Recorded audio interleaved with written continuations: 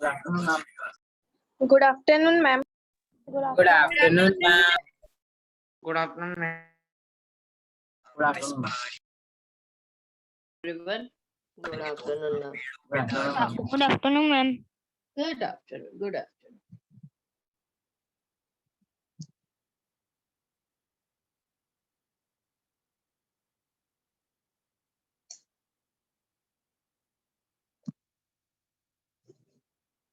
Now, today we are going to already started our chapter, right? Yes, ma'am. Yes, ma'am. Okay. आप लोगों को worksheet मिल गई? Yes, ma'am. मिल गई ना? Ma'am कौन सा चैप्टर Sorry? 2 की हाँ बच्चा Okay. नहीं मिली? नहीं चैप्टर 2 की नहीं मिली। नो मैम नहीं मिली। No, ma'am, नहीं मिली। ओके ओके मैं भेज। ओके 13 की मिल गई ना? ठीक मैम हमें 1, 8 और 13 चैप्टर की मिली है ma'am. 1 chapter, 8 chapter and 13 chapter. है। Okay fine no worries. मैं आज भेज देती हूँ, ठीक है? मैम त्रिप्ता को तो 1 की भी नहीं मिली। किसको नहीं मिली 1 की बच्चा? मैम त्रिप्ता। रिद्धा को अभी तक नहीं मिली 1 की। मैम मेरे पास भी नहीं है, मैम मैं लेती हूँ। कौन से ब्रांच में हो बच्चा? Ma'am Narayanpura. Narayanpura. Ma'am okay, Sakshi मैं आज मैम साक्षी मैम ने किया बेटा? बोला था कि भेज दें। अच्छा अभी तक नहीं मिली। मैं आज डिम्पल मैम को अभी बिजी है,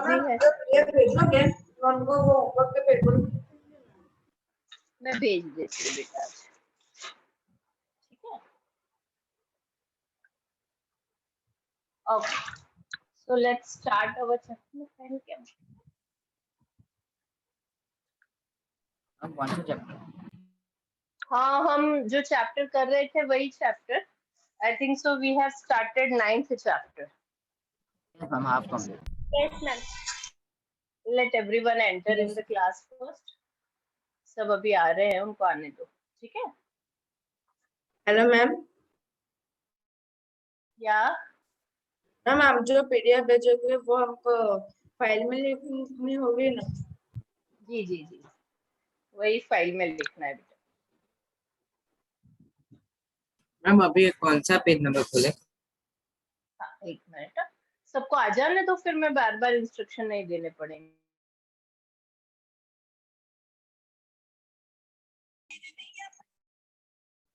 मैं क्यों कहा हूँ मेरे ने गल कर। Kindly keep your mic mute everyone. iPhone, who has joined with iPhone? आप प्लीज अपने नाम और आईडी के साथ ज्वाइन हो, नहीं तो मैं फिर रिमूव कर दूंगी। एक सेकंड भी नहीं लगेगा मुझे। Ma'am join with iPhone. Neelima ma'am जो बच्चे आईडी से ज्वाइन नहीं होते इमीडिएटली रिमूव कर दो। हाँ मैं वही जी मैम मैं वही बोल रही हूँ। आईफोन से कोई ज्वाइन हुआ है मैं उनको निकाल ही दूंगी। ये आईफोन से कोई ज्वाइन हुआ है? Okay, so kindly Ma'am, join I'm with new your ID, admission. बच्चा। हाँ, okay, fine. You are a new admission, बेटा, but you have to join with your ID. नाम के साथ तो join हो बच्चा, तो मुझे पता चलेगा कि आपका नाम क्या है। Ma'am, I will join again with name. हाँ, please kindly do that. I'll enter you. Okay? Ma'am can you repeat the page number?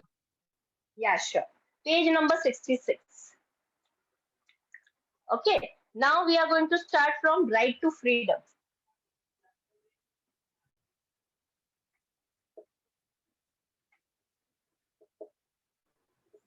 Today we are going to discuss about right to freedom. ठीक है? Okay. Now when we talk about freedom, what you understand from freedom? Freedom के मतलब क्या होता है? आपको क्या पता चलता है? आजादी। आजादी। आजादी। Okay, आजादी, लेकिन किस तरह की आजादी? Freedom to speech and to vote. का मतलब नहीं, ये लिखा हुआ है बुक में, मुझे पता है, वही पढ़ना है हमको। लेकिन टू वोट, ओके, देन तो हम And, अपने मतलब हिसाब से कुछ भी कर सकते हैं। public building. एग्रीकल्चर हम अपने move मतलब freely. हमारे पास कोई प्रॉपर्टी हो तो उस पे हम Do मतलब anything that बिल्डिंग is बना वो in our हमारी freedom. choice। And घूम फिर public सकते हैं। property. To move We can do freely. anything that is in And our freedom. public property. Okay, चलो तुम लोग जो टेक्स्ट बुक में है वही बोल रहे हैं। Okay, fine fine fine fine, understood. Of speech see when we talk about right to freedom, right to freedom में बहुत सारी चीजें आ जाती है, और राइट टू फ्रीडम ही हमारी पर्सनालिटी को डेवलप करता है। अगर आपको बोलने का मौका या फिर कुछ करने का मौका ना मिले तो आपका क्या होगा, जो भी आपका टैलेंट है वो छुपा हुआ ही रह जाएगा, कोई उसे देख ही नहीं पाएगा। तो ये किसी के भी ओवरऑल डेवलपमेंट के लिए right to freedom is very important. अब राइट टू फ्रीडम ने में हमारे कॉन्स्टिट्यूशन में बहुत सारे राइट्स हमें प्रोवाइड किए। राइट टू फ्रीडम के अंदर there are subtopics, means there are many rights which has been given in right to freedom, right? तो सबसे पहले हम बात करेंगे, अगर हम बात करते हैं तो that is speech and expression. Freedom of right to freedom में पहला कौन सा आएगा? Freedom of speech and expression. इसका मतलब क्या होता है? स्पीच का मतलब होता है कि समथिंग इज हैपनिंग राइट और wrong in the society, so you have a right to say that, right? जैसे कि अभी पेंडेमिक की सिचुएशन में बहुत सारे लोगों ने बहुत कुछ चीजें लिखी, positive was there, negative was there, हमें बहुत सारी चीजें अच्छी लगी, नहीं लगी, हमें सारा यानी सोसाइटी में क्या चल रहा है हमें पता चला, पॉजिटिव भी पता चला, नेगेटिव भी पता चला, but we have accepted that. उसके लिए हमने किसी को मारा नहीं, किसी को जेल में बंद नहीं किया, राइट? कि हमें कोई चीज बुरी लगी तो हमने किसी को जेल में बंद करवाया या किसी पे केस किया, नहीं किया, राइट? तो that is known as a freedom of speech. मतलब हर एक इंसान को they have freedom, what they feel, what they believe, उस तरह से उनको कहने का पूरा हक है, राइट? तो that is known as a freedom of speech. अब फ्रीडम ऑफ एक्सप्रेशन आप देखो तो बहुत सारी चीजें आप लिख के एक्सप्रेस करते हो, होर्डिंग्स देखते हो आप, बहुत सारे आप कोई नाटक करके आप कोई भी चीज आप एक्सप्रेस करना हो तो आप करते हो। जैसे कि मूवीज बहुत सारी आती है, सोशल वाइसेस पे, हमारी सोसाइटी में जो गलत हो रहा है उस पे भी बहुत सारी मूवीज बनती है, तो हम वो सारी चीजें देखते हैं। तो कोई ये नहीं बोलता कि भाई ये गलत हुआ, किसी का नाम आया तो हम ये नहीं करने देंगे, नहीं, it's a freedom of expression, हमें एक्सप्रेस करना है तो हम किसी भी तरह से उसे एक्सप्रेस करें, राइट? तो इसे कहा जाता है फ्रीडम ऑफ एक्सप्रेशन। जैसे कि जैसे कि हमें पता है कि ये फीस वाला चला था 1-1.5 साल पहले, तो बहुत सारे पेरेंट्स रोड पे आ गए थे, उन्होंने बहुत सारे होर्डिंग्स लगवाए, फिर बहुत सारे रैलीज की। तो ये हमारा एक्सप्रेशन है, हमें कोई चीज गलत लगती है और हमें किसी चीज के लिए आवाज उठाना है तो we can express that, right? तो that is known as a freedom of expression, उसे फ्रीडम ऑफ एक्सप्रेशन कहा जाता है ना। उसके बाद हम बात करेंगे राइट टू फ्रीडम में to assemble peacefully without arms. मतलब कि आपको इकट्ठा होना है, लेकिन हजारों लोग आपने देखा था दिल्ली में, बहुत सारे फार्मर्स इकट्ठा हुए थे, 1.5 महीने तक वो फार्मर्स वहीं पे बैठे थे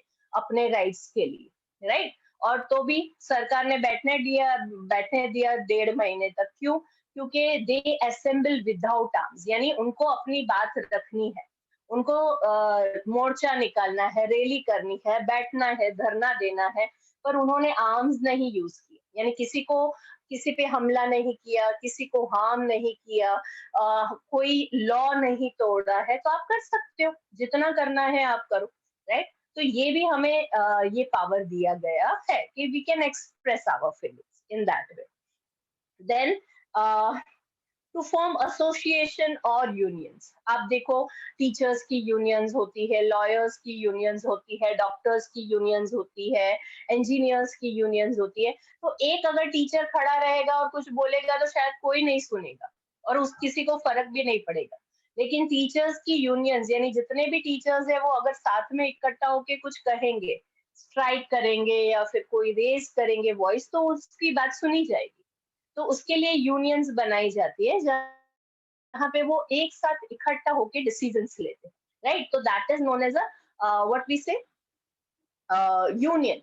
डॉक्टर्स की यूनियंस होती है, नर्सेस की यूनियंस होती है। आपने बहुत बार सुना होगा कि डॉक्टर्स ने स्ट्राइक्स कर the all over particular state, फिर उनकी आवाज सुनी जाती है। एक डॉक्टर खड़ा हो जाएगा बीच रास्ते में तो कोई नहीं सुनेगा। So for you know your own rights, यानी आपके हक के लिए, सबके हक के लिए आपको अगर लड़ना है तो you have to be together. तो उससे कहा जाता है, this type of union is known as a union और ऑर्गेनाइजेशन बना देते हैं, ठीक है?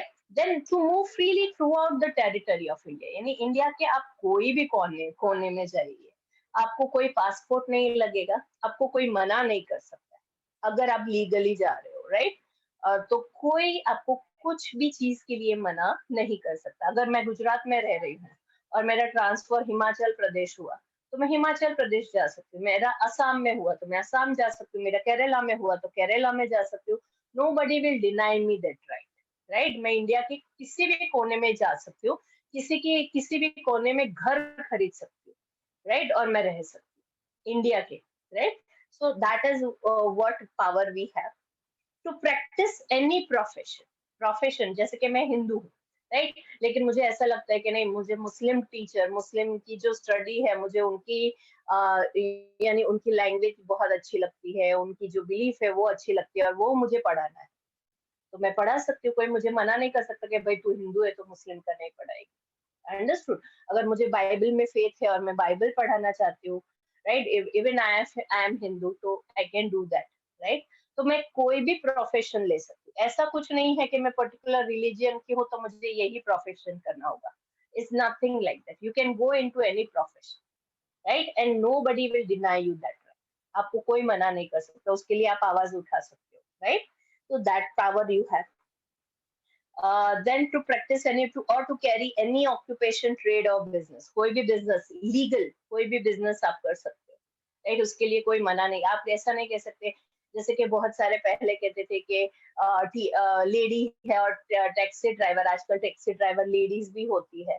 आप कोई भी ऑक्यूपेशन में जा सकते हो, आप कोई भी प्रोफेशन में। You can be a pilot if you are a girl.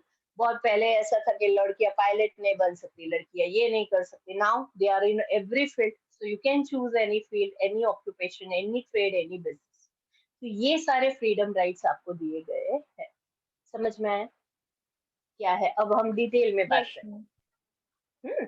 चलो अब हम बात करते हैं डिटेल में कि क्या है right to freedom. This rights are the utmost importance. These rights are of utmost importance for the overall development of personality and expression of Indian citizens for harmonious working of democracy. यानी ये सबसे important right है, सबसे ऊपर right आता है right to freedom का।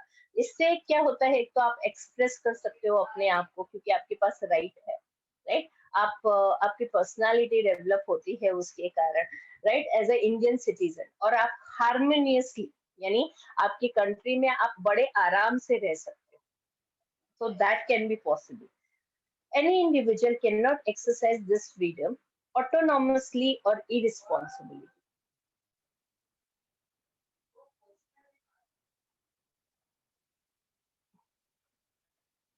So इसका मतलब किसी ने कुछ मैसेज किया, I don't understand. Let me see. ध्वनित ने, ma'am I short we can do anything but without crossing the line of law. In short, yeah, I know that it means. Now इसका मतलब क्या है कि any individual cannot exercise this freedom autonomously or irresponsibly. मतलब कि मैंने आपको पहले भी समझाया, फ्रीडम है, आपको स्पीच बोलनी है तो आपने ये नहीं किया कि रोड के बीच में खड़े हो गए और पूरा ट्रैफिक जैम कर दिया, उसके कारण कितनी एम्बुलेंस रुक गई, कितने लोग टाइम पे घर पे ना जा पाए। तो ये ऑटोनोमसली नहीं कर सकते, कहीं पे भी खड़े हो गए और धरना दे दिया और पूरा ट्रैफिक जैम कर दिया या फिर कोई ट्रांसपोर्टेशन रोक दिया, रेलवेज रोक दिया, ये इरिस्पॉन्सिबिलिटी कहा जाता है। आपने बहुत बार सुना होगा कि एक समाज ने या फिर बहुत सारे लोगों ने इकट्ठा होकर ट्रेन के रेलवे ट्रैक निकाल दिए, वहां पे धरना कर दिया, ट्रेन रोक दी और उसके कारण हजारों लाखों लोग अपने टाइम पे अपनी चीजें नहीं कर पाते। तो this is known as a irresponsibility. यानी आपको फ्रीडम दिया गया है पर आप फ्रीडम को इरिस्पॉन्सिबली नहीं यूज कर सकते, राइट? आपको रिस्पॉन्सिबली आपको उसको यूज करना है, नहीं तो आपको जेल में डाल दिया जाएगा. Very simple. The state can control the limit this rights of freedom if they go against the welfare, peace and security of the society. अगर आप किसी भी चीज यानी किसी को हार्म कर रहा है डायरेक्टली या इनडायरेक्टली, आपको कोई भी फ्रीडम ऑफ स्पीच और एक्सप्रेशन, तो स्टेट के पास लॉ में लिखा गया है कि आपको you will be abide to the law and you will be punished for that. This has been clearly mentioned in the Constitution. It has been stated in the Constitution how the rights are exercised. लिखा हुआ है एक rights आपको है, आपके पास है, लेकिन आपको किस तरह से उसको यूज करना है वो भी उसमें लिखा गया है. How to exercise your rights, that also has been written. Now, Indian citizens have been given the freedom of speech and expression. This can be expressed orally, verbally, or through gestures. यानी freedom of speech and expression हमें ये right दिया है, तो हम orally बोल के कर सकते हैं, वर्बली भी यानी बोल दिया, वर्बली भी बोल दिया, जेस्चर्स के साथ यानी आपके डांस के साथ या नाटक के साथ या मूवी के साथ आप एक्सप्रेस कर सकते हो. You have a right. But that does not provide for exercising these rights in unlimited and unrestrained manner. मतलब ये आपके पास rights है, लेकिन वो अनलिमिटेड यानी आप कोई भी सीमाएं तोड़ दो, और अनरिस्ट्रेन मैनर मतलब रिस्ट्रेन मतलब कंट्रोल में ना रहो और कोई भी चीज करो, तो उसका कोई मतलब नहीं है. इसका मतलब क्या हुआ, जैसे कि आपको कुछ भी चीज एक्सप्रेशन के साथ बतानी, राइट? तो आपके पास प्रूफ नहीं है, कुछ भी नहीं है, और आप किसी का नाटक कर रहे हो या डांस कर रहे हो या मूवी बना रहे हो, उसमें किसी का नाम ले लिया, which will affect that person's life immensely, यानी उसकी लाइफ इफेक्ट हो जाएगी उसके कारण, और आपने गलत, आपके पास प्रूफ भी नहीं है और आप ये कुछ कर रहे हो, तो वो अनरिस्ट्रेंड मतलब अनकंट्रोलेबली आपको कुछ भी नहीं करना है. जो भी करना है आपको प्रूफ के साथ, आपके पास इंफॉर्मेशन होनी चाहिए, सही इंफॉर्मेशन होनी चाहिए, तभी आप कुछ बोल सकते हो, right? Otherwise you will be punishable for that. जो भी करना है कंट्रोल में करो. Certain necessary control and limitation have been stated in the Constitution. वो लिखे गए हैं.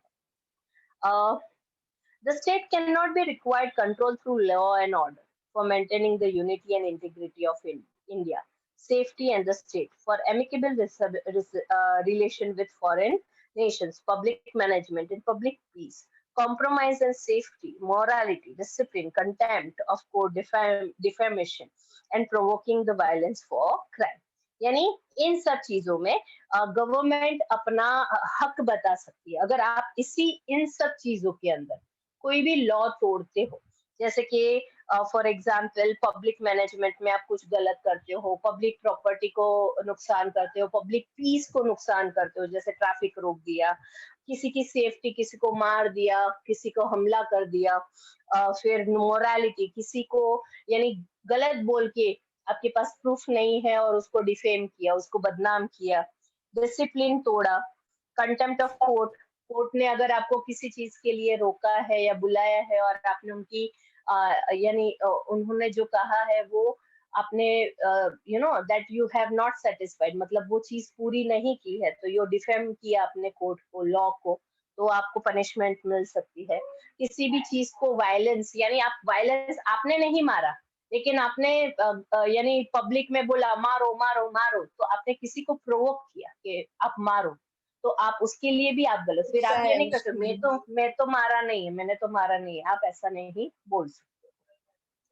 It is the authority of the judiciary whether this many limitations are appropriate or inappropriate. अगर आप कोई गलत करते हो, आप पे केस होता है, तो फिर जजमेंट होता है, जजेस डिसाइड करते हैं कि आप गलत हो या सही हो, राइट? फिर जो डिसाइड होता है वो लॉ डिसाइड करता है. The purpose behind freedom of press, through which the ideas and opinions put forth for public welfare, has not been separately mentioned. Freedom of press भी है. आप मीडिया में आप देखो, कहीं पे भी मीडिया पहुंच जाती है, कुछ भी पूछती है, कुछ भी लिखती है, आपको कोई भी चीज की इंफॉर्मेशन जो होता है और उसकी 1 मिनट में वो न्यूज में आ जाता है, राइट? तो वो क्यों होता है? क्योंकि मीडिया को ये फ्रीडम है कि वो किसी को कुछ भी पूछ सकता है, कुछ भी कह सकता है, कुछ भी कहीं पे भी जाके वो क्या बोलते हैं, उसको नोटिफाई कर सकता है। तो that power we have given. It can be, एक मिनट मैं खत्म कर रही हूँ बाकी। Separately mention, it can be included in the right of expression, यानी फ्रीडम ऑफ प्रेस को राइट ऑफ एक्सप्रेशन में ही डाल दिया, उसी राइट में डाल दिया है। क्यों? क्योंकि मीडिया थ्रू आप एक्सप्रेस कर रहे हो, कुछ बोल रहे हो, सही है गलत है वो बात की बात, राइट। तो दैट इज, जैसे सुशांत सिंह राजपूत की डेथ हुई थी तब बहुत सारी चीजें चली थी, 1 साल 6 महीने तक वही चीजें चली थी। अब कौन सही है कौन गलत है नहीं पता, राइट, लेकिन बहुत सारे लोग उसमें अंदर इंक्लूड हो गए थे, किसी को यानी विदाउट इंफॉर्मेशन, विदाउट प्रूफ बहुत सारे लोगों की लाइफ बर्बाद हो गई इसके कारण। तो ये सब चीजें होती है। सो दैट मीन्स मीडिया को भी हमेशा प्रूफ के साथ और प्रॉपर इंफॉर्मेशन के साथ ही बोलना चाहिए। यस मैम अगर हम सच्चे ऊपर हमने अगर जैसे कि कोई किसी ने नारा लगाया और सामने वाले को पसंद नहीं आया, कोई पैसे वाला हो, तो वो क्या करेगा? तो वो तो नहीं, तो फिर वो उसको केस करना है तो उसके पास भी राइट है, वो केस कर सकता है। फिर वो कोर्ट में जाएगा, फिर जो सही कोर्ट को लगेगा वो कोर्ट करेगा, वो केस कर सकता है और कुछ नहीं कर सकता है। फिर कोर्ट विल डिसाइड ना, ही इज राइट और you are right, so that will be decided by court. इसीलिए कहा गया है ना कि इन सब चीजों की लास्ट में जाता है कोर्ट के पास, and court will decide what is right and what is wrong. Any other question? Ma'am अगर हम फिर कोर्ट में जाते हैं और अगर कोर्ट हम लोग से होते हैं बट कोर्ट वालों ने उनको पता नहीं चला कौन सही और उन्होंने सामने वाले ऐसा को नहीं जिस होता है, चीज कोर्ट ऐसे ही पता नहीं चला ऐसा नहीं होता है बेटा। कोर्ट है ना हमेशा प्रूफ के साथ काम करता है, उनके पास सारे एविडेंसेस होते हैं। अगर एविडेंसेस आपके अगेंस्ट है तो आप गलत हो, अगर आप एविडेंस आपके साथ है तो आप सही हो। कोर्ट थोड़ी ना देखने गया था कि तब Yes. वहां पे क्या हुआ था। नकली evidence ma'am everything works on evidence. Yes ma'am अगर जो सही और गलत के बीच होता है कोर्ट केस, तो मैम अगर जो गलत होता है उसके पास ज्यादा पैसा हो तो मैम वो कोर्ट को उसको सही साबित करने के कोर्ट जज को जितने फीस है वो दे देता, और जज गलत है ना, गलत वाले को ना मैम अच्छा बना देना, इसकी कोई गलती नहीं, लेकिन वो उसने गलत काम किया है, लेकिन इसकी कोई गलती नहीं, ऐसा कर दे जज, तो मैम जज को पनिश नहीं किया जाता। अगर ऐसा जज करता है तो उसको पनिशमेंट भी होती है। बहुत सारे जजेस को पनिशमेंट हुई है, सुप्रीम कोर्ट के जजेस को भी पनिशमेंट मिली है। तो ऐसा नहीं है, अगर वो बात बाहर आती है तो उनको डेफिनेटली पनिशमेंट मिलेगी। और मैम अगर वो लोग अगर मैम जैसे कि ये जो सामने वाला है वो गलत प्रूफ दिखा है और मतलब कि कोर्ट को लगा कि ये तो सही है, तो फिर हम क्या कर सकते हैं? कुछ नहीं कर सकते, प्रूफ चाहिए ही, उसमें आप कुछ नहीं कर सकते।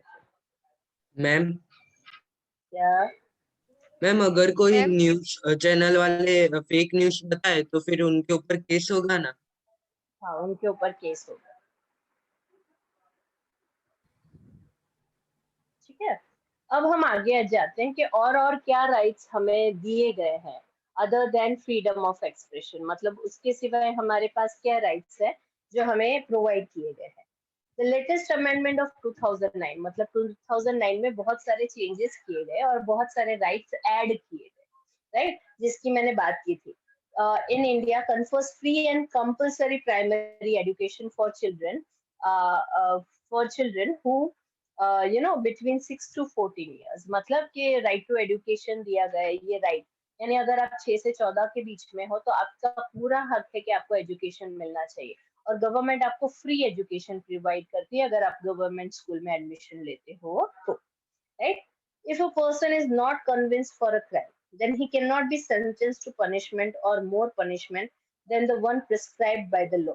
यानी अगर पर्सन इज नॉट कन्विक्टेड, एक ऐसा कोई बंदा है जो क्राइम में कन्विक्टेड नहीं है, यानी उसने क्राइम नहीं किया है, right, then he can not be sentenced to punishment, तो फिर वो उसको पनिशमेंट नहीं मिलेगी, राइट। और या फिर वो कन्विक्टेड है, मतलब कि उसने शायद नहीं किया है लेकिन फिर भी एज अ लॉ अगर वो फाइंड आउट होता है, जैसे आपने बोला कि फाइंड आउट हो गया है कि नहीं इसने किया है, शायद मे भी उसने नहीं किया होगा, सही बात गलत बात पता नहीं है, लेकिन एज पर द लॉ अगर वो प्रूफ हो गया है कि उसने ये किया है, तो उसको more punishment than the one prescribed by the law can not be given the punishment more than once. यानी अगर आपको एक बार 4 साल की सजा हो गई फॉर एग्जाम्पल, राइट, देन वही सजा मतलब आपने वही क्राइम 4 साल के अंदर वापस किया, तो उसी चीज के लिए आपको फिर से सजा नहीं होगी। अंडरस्टूड?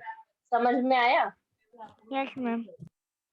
मैम फिर से बोला तो यस मैम, मैंने फिर से ये बोला कि अगर आपको आपने कोई क्राइम किया, लाइक फॉर एग्जांपल एक क्राइम हो गया आपसे, और आपको पूरे यानी ऐसे नहीं होती है कि लाइफ इम्प्रिजनमेंट, यानी आपकी पूरी लाइफ आपको इम्प्रिजन करना है, और फिर उसके बाद आप वापस बाहर निकले, तो आपको दूसरी बार लाइफ इम्प्रिजनमेंट नहीं मिल सकती, आपको थोड़ी सी सजा मिलती है। यानी एक क्राइम के लिए 2 बार सजा कहीं भी नहीं मिलती। यानी आपने एक कोर्ट ने जैसा, मैं समझाती हूँ, जैसे कि हाई कोर्ट है, ठीक है, हाई कोर्ट ने आपने कोई गलत काम किया और हाई कोर्ट ने आपको बोल दिया कि आपको लाइफ इम्प्रिजनमेंट मिली है और आप जेल में चले गए, ठीक है। फिर वो बंदे को सेटिस्फेक्शन नहीं हुआ, जो बंदा था जिसने आप पे केस किया था, वो सुप्रीम कोर्ट गया और सुप्रीम कोर्ट ने भी यही बोला कि इसको लाइफ इम्प्रिजनमेंट मिलनी चाहिए। तो ये नहीं होगा कि हाई कोर्ट ने लाइफ इम्प्रिजनमेंट कहा है तो आप 16 साल रहोगे, फिर सुप्रीम कोर्ट ने बोला है तो और 16 साल आप जेल में रहोगे, ऐसा नहीं। एक बार की एक क्राइम की एक ही सजा होती है। समझ में आया? Yes ma'am. Yes ma'am. मतलब कि जैसे कि किसी ने एक बार किया क्राइम, वो सेम क्राइम उसने आफ्टर 4 इयर्स के बाद किया, वो सेम क्राइम दूसरी बार, तो उसे सजा मिलेगी ना? तो ऑफ कोर्स मिलेगी ना, लेकिन अगर हाई कोर्ट ने डिक्लेयर किया कि 4 साल की सजा है, तो सुप्रीम कोर्ट ने बोला कि चलो 4 साल की, तो ऐसा नहीं हो जाएगा कि ऐड हो जाएगा। For one crime he will get one punishment. हर कोई बोलेगा कि इसको ये सजा दो, ये सजा दो, ये सजा दो, तो ऐसा नहीं होगा। एक ही पनिशमेंट की एक ही क्राइम की एक ही पनिशमेंट। फिर आपको जैसे कि आपने कुछ गलत किया तो मम्मी ने भी मारा, पापा ने भी मारा, दादा ने भी मारा, दादी ने भी मारा, तो आपको बोलेगा अरे सब मार रहे हैं। तो ऐसा हो सकता है? चलेगा। हाँ, तो बोलोगे कि एक मार दो जिसको मारना है, बार बार क्या है? तो ये ऐसा है। मैम अगर एक घर में एक भूल की और 4 लोगों ने मिलकर मारा, तो हम तो ऐसे कहेंगे तो अगली 3 बार है ना कोई मारेगा नहीं, अगली 3 बार मेरी भूल में। तो तब आप राइट्स की बात करना कि ऐसा लॉ में लिखा है एक बार की एक गलती की एक ही बार मारे। मैम अगर किसी ने क्राइम किया है एक बार, तो मैम और दूसरी बार करो तो मैम उतनी सजा मिलती है या बढ़ जाती है पहले से?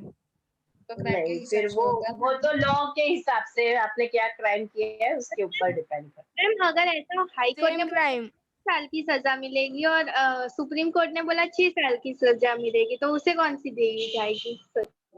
जो फिर लॉ डिसाइड करेगा वो सजा मिलेगी। इसके इतना मैं मतलब लॉ जिंदाबाद।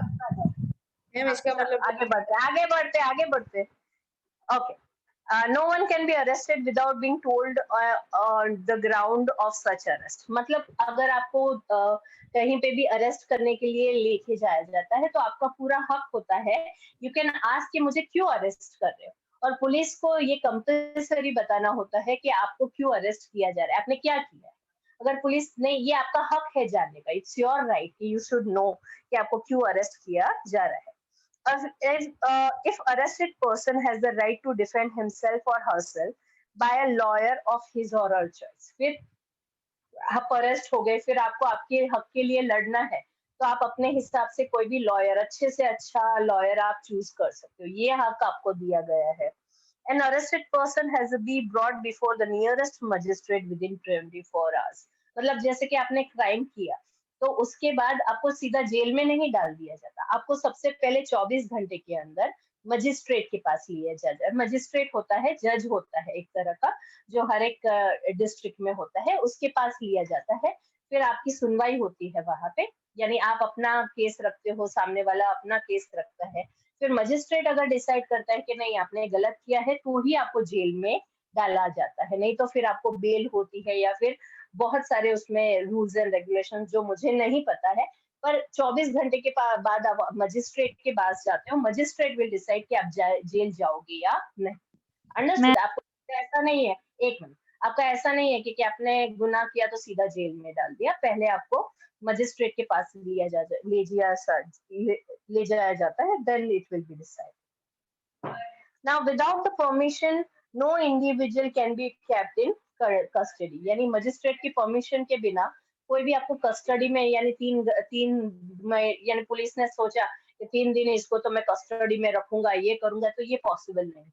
जो जज बोलता है, जो मजिस्ट्रेट बोलता है, वही डिसाइड होता है। आप किसी को भी विदाउट परमिशन कस्टडी में नहीं रख सकते हो, किसी को मार नहीं सकते हो, कुछ भी नहीं कर सकते, राइट? उसके लिए आपको ऊपर से परमिशन लेनी होती है। तो मुझे नहीं पता है, it is a prohibition of act कहा जाता है, यानी आप कोई गलत काम कर रहे हो और फिर वो पुलिस पे केस लग जाता है। Act, the person under arrest will not be applicable for aforesaid matters, यानी ये प्रोहिबिशन, एज पर द प्रोहिबिशन एक्ट, अगर आपके साथ ये कुछ भी गलत इस तरह से होता है तो आप उसके लिए आप पुलिस के अगेंस्ट केस कर सकते हो, आपके पास पूरा हक है। मैम अगर पुलिस ने कोई क्रिमिनल को मार दिया तो मैम पुलिस में कुछ होता है, मतलब कि उसका पूरा प्रोसेस होता है, दैट आई डोंट नो, लेकिन हाँ, अगर गलत पर्सन को मार दिया है तो फिर उसके लिए पनिशमेंट होती है, उनको सस्पेंड किया जाता है, बहुत सारी चीजें होती है, वो इतना ज्यादा मुझे नहीं पता है, लेकिन you can you know as per your right, मैं राइट्स की बात कर रही हूँ। फिर क्या होता है, क्या होगा, ऐसा हो गया तो कैसा हो गया मुझे नहीं पता, लेकिन अगर ऐसा सब कुछ होता है तो ये मैम वो तो मैम पुलिस बनने के बाद ही पता चलेगा। हाँ, arrest will not be applicable to the aforesaid matters, aforesaid mean उसके बाद के मैटर्स, अफोरसेड का मतलब है जो चीज हो गई है उसके बाद के मैटर्स। नाउ ये प्रिवेंशन डिटेंशन बहुत ही इंपॉर्टेंट है, पहले समझ लेना, अंदर नहीं घुसना कि क्या हुआ, मेरे साथ ऐसा होगा, किसी के साथ ऐसा होगा, तो उसमें हमें नहीं जाना है। प्रिवेंशन डिटेंशन का मतलब क्या होता है कि जैसे कि कोई भी एक पर्सन है, उसने क्राइम किया है, मे बी उसने क्राइम किया है, तो उसको 3 महीने से ज्यादा किसी भी तरह से आप उसको पनिश नहीं कर सकते हो। मतलब आप प्रिवेंशन डिटेंशन एक्ट, किसी को भी जेल में रखो या पूछताछ करो या कुछ भी हो, तो उसके मैक्सिमम 3 मंथ्स के लिए ही उस बंदे को आप रख सकते हो, उससे ज्यादा आप नहीं रख सकते हो। ये समझाती हूँ मैं कैसे। If the state anticipates any criminal deed or activity from any person, then as a precautionary measures, that person can be detained by the state under an preventive detention act. मतलब कि बहुत सारे टेररिस्ट एक्टिविटीज होती है, तो ये act रखा गया है हमारी कॉन्स्टिट्यूशन में कि अगर आपने ऐसा कोई फाइंड आउट पुलिस ने किया कि ये कल्प्रिट हो सकता है, ये ऐसा क्राइम कर सकता है, अंडरस्टूड, यानी बहुत सारे रिसर्च होती है, उनके पास बहुत सारे प्रूफ होते हैं और उनको ऐसा लगता है कि उनको न्यूज मिलती है, उनके न्यूज वाले होते हैं, उनसे न्यूज मिलती है कि ये बंदा ऐसा क्राइम कर सकता है इन फ्यूचर, मतलब कि थोड़े ही महीनों के अंदर। तो उसके लिए गवर्नमेंट ने ये किया है कि उसके अंदर आप किसी को as per preventive detention act आप उसको अरेस्ट कर सकते हो, लेकिन अरेस्ट करने के बाद आप उसको अरेस्ट 3 महीने के लिए ही रख सकते हो, 3 महीने से ज्यादा आप उसको अरेस्ट नहीं रख सकते हो, मतलब उससे ज्यादा आप उसको कस्टडी में नहीं रख सकते हो। So the purpose of this act is not to punish a convict, मतलब उसको पनिश करने के लिए नहीं किया जाए, जेल में नहीं डाला जाता, उसको कस्टडी में रखा जाता है, फिर उसकी काउंसलिंग होती है, उससे इंफॉर्मेशन निकाली जाती है, राइट? तो ये सब चीजें की जाती है कि वो ऐसा क्राइम ना करे। तो but to stop him from doing any criminal activity, उसको उकसाना नहीं है, वो काम ऐसा क्रिमिनल एक्टिविटी ना करे फ्यूचर में, तो उसके लिए उसको समझाया जाता है। सोसाइटी और any individual under this act a person can be detain not more than 3 months, लेकिन उसको कस्टडी में 3 महीनों से ज्यादा आप रख सकते नहीं हो। 3 महीनों के बाद अगर वो कुछ प्रूव नहीं होता है तो आपको उसको छोड़ना ही पड़ता है। The detention or order can be cancelled based on opinion of the judges to Supreme Court or members of the advisory board. The state can decide the terms of detention. और डिटेंशन के orders 3 महीने से पहले भी जज अगर देख रहे हैं कि उनको लग रहा है कि नहीं इसमें कुछ गलत नहीं है, तो जजेस उनको जल्दी भी छोड़ देते हैं. इट डिपेंड्स ऑन द जज, एडवाइजरी बोर्ड और स्टेट. पर्टिकुलर स्टेट की वहाँ की जो पुलिस है वो डिसाइड करती है कि उसको क्या करना है. लेकिन 3 महीने से ज्यादा आप उसको रख नहीं सकते. समझ में आया? Yes, ma'am. Yes, ma'am. अच्छा, हमारा रीडिंग कहाँ से बाकी था? मैम पहले से बात. हम पहले से ही बात. ओके, तो पहले हम थोड़ा सा रीडिंग कर लेते हैं. बहुत सारा रीडिंग बाकी है, फिर आगे बढ़ते हैं. ठीक है, 1 minute. Okay, start reading. Ma'am ma'am, ma'am अगर कोई गरीब हो और उसको अपने लिए केस लड़ना हो तो फिर उसके लिए मतलब CIM होता है, उसके लिए गवर्नमेंट उसको लॉयर प्रोवाइड करती है. वो भी है हमारे Okay, हमारे गवर्नमेंट में वो भी करते हैं. वो कुछ कार्ड रीड. उससे वो ओल्ड जो रिटायर्ड टीचर्स या वो होते, वो जज की तरह उनके लड़ते केस. हाँ, ऐसा बहुत सारी चीजें हैं, लेकिन उसके लिए बहुत डीप जाना पड़ता है. उसके लिए लॉ पढ़ना पड़ेगा. हम अभी ऊपर ऊपर का पढ़ रहे हैं. ठीक है, ओके, चलो Tvisha read.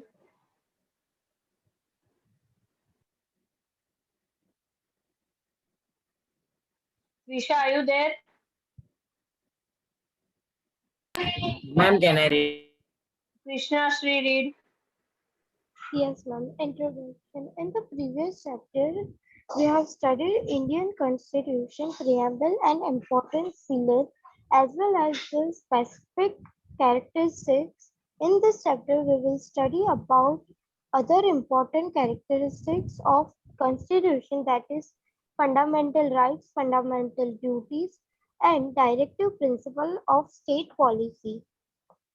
Human rights. Wait. Pratham Hello. Read.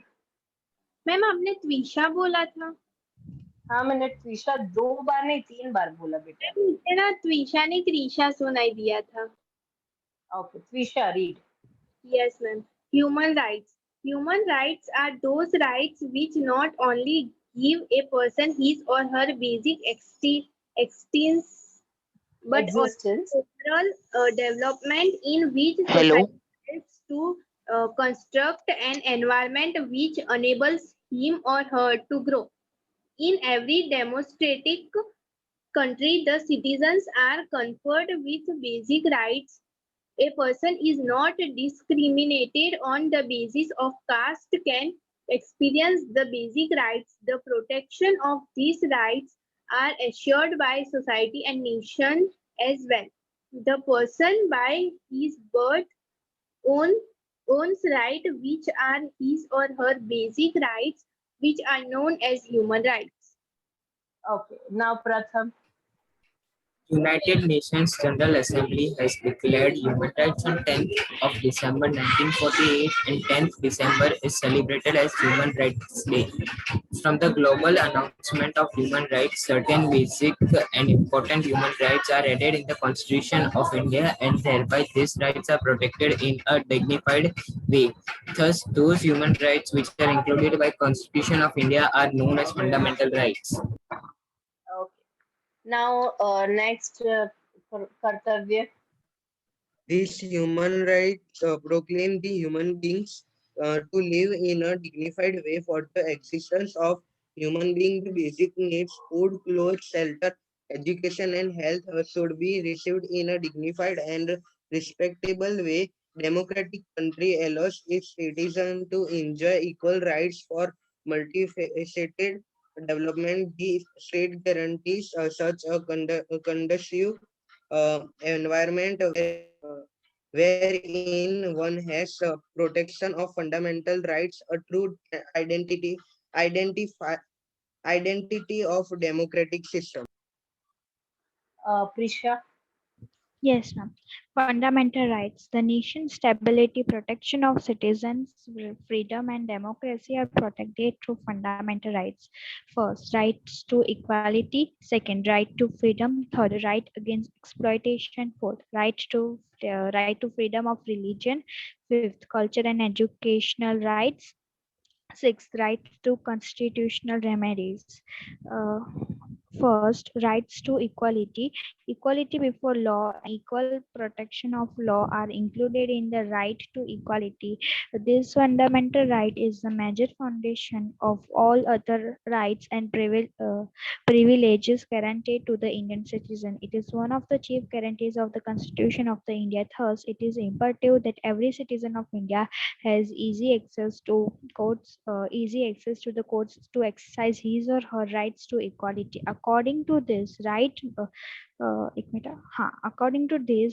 all example from the peon to the prime minister, if they act against law, they are treated equally and are bound to the general court of the law. However, the president and the governors have certain privileges. Okay. Now, Charmi. Yes, ma'am. Can you hear me? Ma'am? Yes, Charmi Can you Patel. hear? Yes, Yeah. ma'am. In each and every circumstance, the law should prevail equally. There should be no discrimination or specific factorization shown to any particular person or class.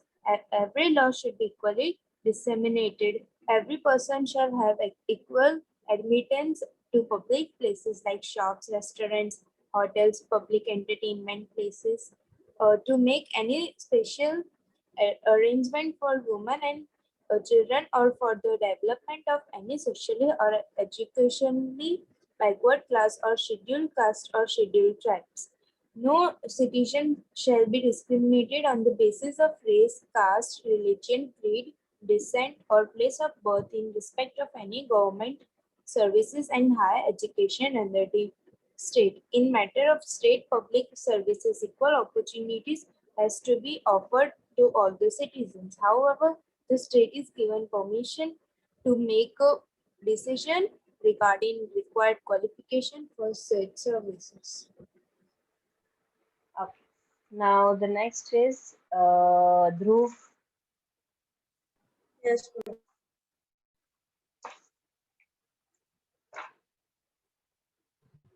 ma'am. In each and every उधर से पढ़ो ना. वो तो हो गया बेटा. As equivalent to socialist titles and express which create artificial discriminations in the society have been removed. The adjectives used before names like Sir, Divaniji, Rai Bahadur are removed. Divanji, Rai Bahadur are removed. After independence, the government, in order to facilitate special contributions special contribution and achievements of individuals in various fields, give special awards like Bharat Ratna, Padma Vibhushan, Padma Shri, Paramveer Chakra in awarded in military service. Adjectives like General, Major, Chief Marshal, Field Marshal are added before names in military service. It is not considered as a violation of right to equality.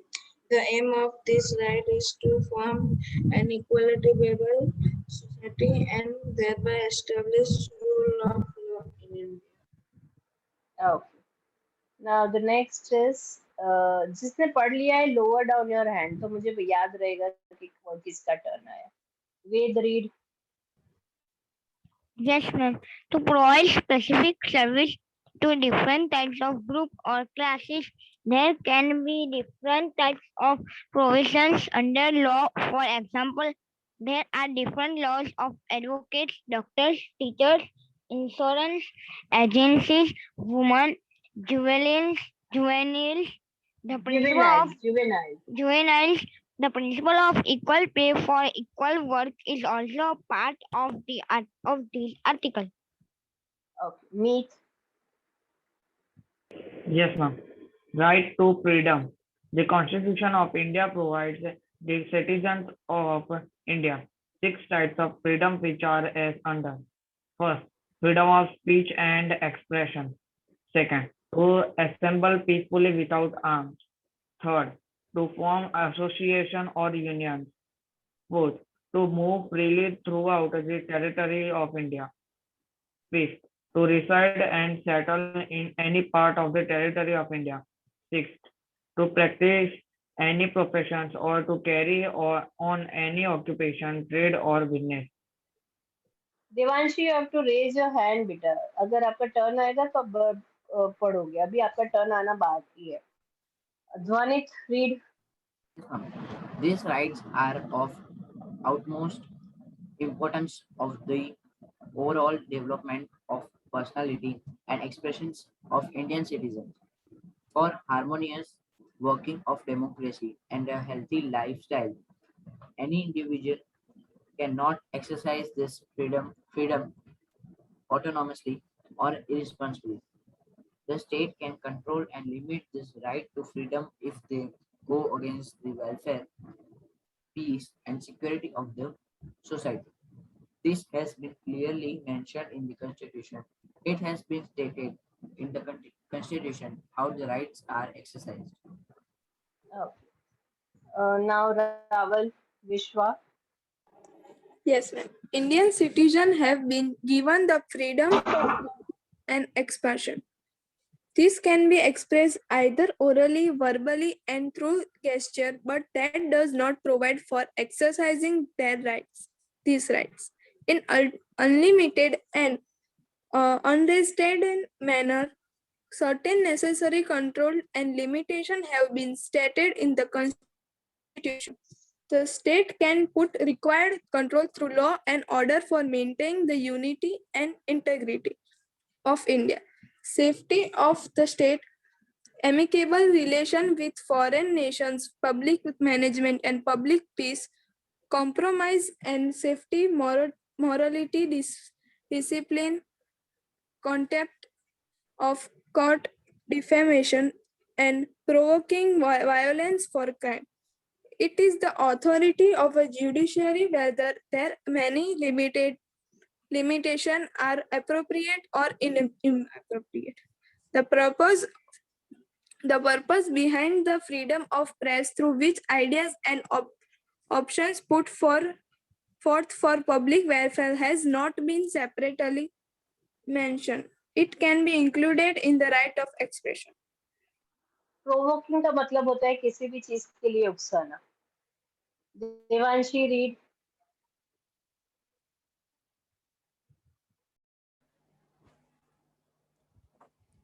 Yes, ma'am.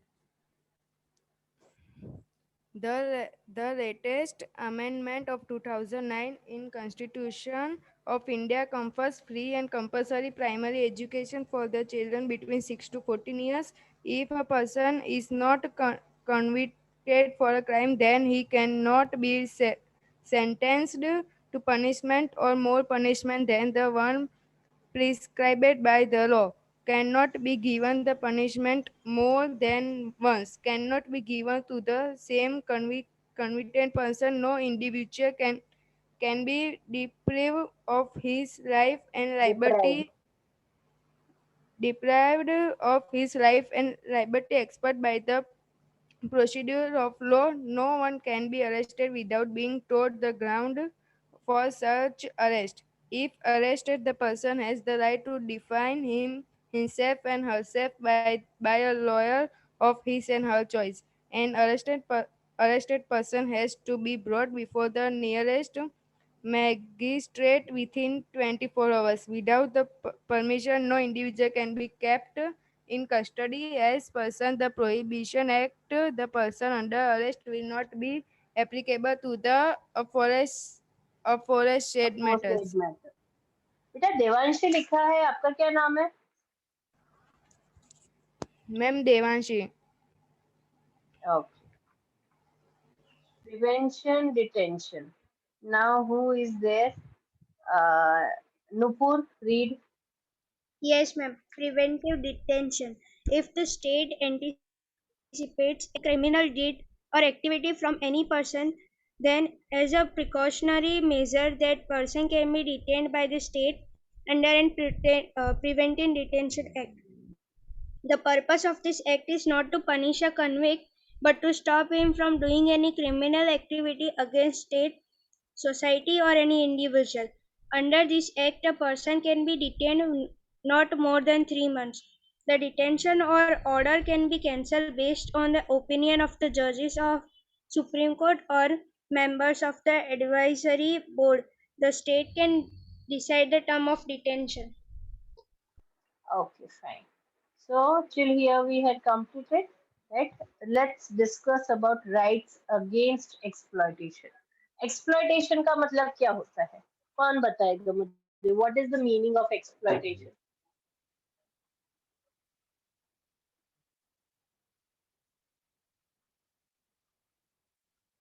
कौन बताएगा भाई? Exploitation का मतलब क्या होता है? Like child rape, laboring. Okay. What else?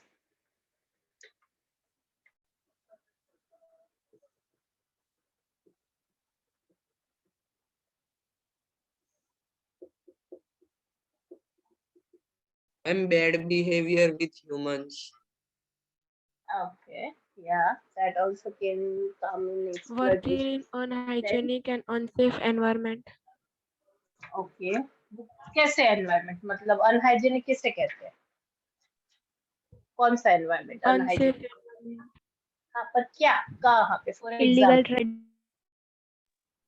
हाँ पर कैसे कहाँ एग्जांपल दो मुझे. ये तो टेक्स्ट बुक में लिखा है, मुझे भी पता है. कोई भी जो माल गलत माल होता है उसे बेचना बस. नहीं ये नहीं. ओके चलो मैं समझा. सी राइट अगेंस्ट एक्सप्लॉयटेशन का एक ही ऑब्जेक्टिव है कि हमारी सोसाइटी में जो लोग राइट उनके राइट्स उनको नहीं दिए जाते हैं या फिर उनको किसी भी गलत तरह से उनको मिसयूज किया जाता है right. Like for example 14 years तक आप किसी भी वो बच्चे की कैटेगरी में आता है. फिर अगर आप उससे काम करवा रहे हो जैसे कि चाय की दुकान पे आपको छोटे बच्चे काम करते हुए दिखेंगे, ढाबे पे दिखेंगे, फिर आप फायर क्रैकर्स की फैक्ट्रीज में जाते हो जहाँ पे बहुत सारे केमिकल्स होते हैं which is dangerous for their health छोटे बच्चों के लिए, उनमें वो बच्चे काम करते हैं. फिर कचरा उठाते हैं which is not good for their health. तो ये उनके राइट्स के अगेंस्ट है. ये बच्चों को 6 से 14 साल में पढ़ने के लिए जाना होता है और उस टाइम पे ये बच्चे ये सब काम कर रहे हैं, कमाने जा रहे हैं राइट. तो that is rights against exploitation. यानी आपका हक है कि अगर आपको इस तरह से एक्सप्लॉइट किया जाता है तो आप आपके हक के लिए आवाज उठा सकते हो. अगर आप किसी को देखते हो कि कोई काम करवा रहा है छोटे बच्चे से तो आपका ये हक है कि उसके अगेंस्ट आप पुलिस में केस कर दोगे तो उसको पनिशमेंट होगी राइट. क्योंकि आप किसी भी 14 साल से नीचे के लड़के बच्चों को आप काम नहीं करवा सकते. तो ये आपके पास राइट है राइट. फिर ह्यूमन ट्रैफिकिंग मतलब कि छोटे छोटे बच्चों को यानी किडनैप कर लिया जाता है फिर उनको बेच दिया जाता है राइट. तो उसे ह्यूमन ट्रैफिकिंग कहा जाता है. गर्ल्स को बेचा जाता है, विमेन्स को बेचा जाता है राइट. तो that is known as a human trafficking. फिर अगर मैं एक ड्रजरी मतलब किसी भी खराब काम मतलब गंदे एनवायरनमेंट में आप कोई भी काम कर रहे हो तो that is known as a drudgery. Slavery यानी गुलामी करना मतलब आपको पैसा नहीं दे रहे, कुछ भी नहीं दे रहे और आपको मार रहे हैं, काम करवा रहे हैं तो उसे स्लेवरी गुलामी कहा जाता है राइट. तो आजकल कोई गुलामी करता नहीं है. गुलामी इज कम्प्लीटली बैड और आपको गुलाम बना के रखता है, दैट इज गुलामी. देन फोर्स्ड लेबर मतलब जबरदस्ती आपको किसी काम में, अगर आपकी इच्छा नहीं है, आपको इस काम में जरा भी इंटरेस्ट नहीं है लेकिन आपको जबरदस्ती मार के पीट के फिर आपको क्या कहते हैं कि मुझे वो वर्ड नहीं मिल रहा है, हाँ फोर्स करके, या फिर आपको किसी भी तरह से कि मैं तेरी मम्मी को मार डालूंगा, पापा को मार डालूंगी, इससे सब वर्ड्स यूज करके आपको ब्लैकमेल। हाँ एग्जैक्टली ब्लैकमेल करते हो।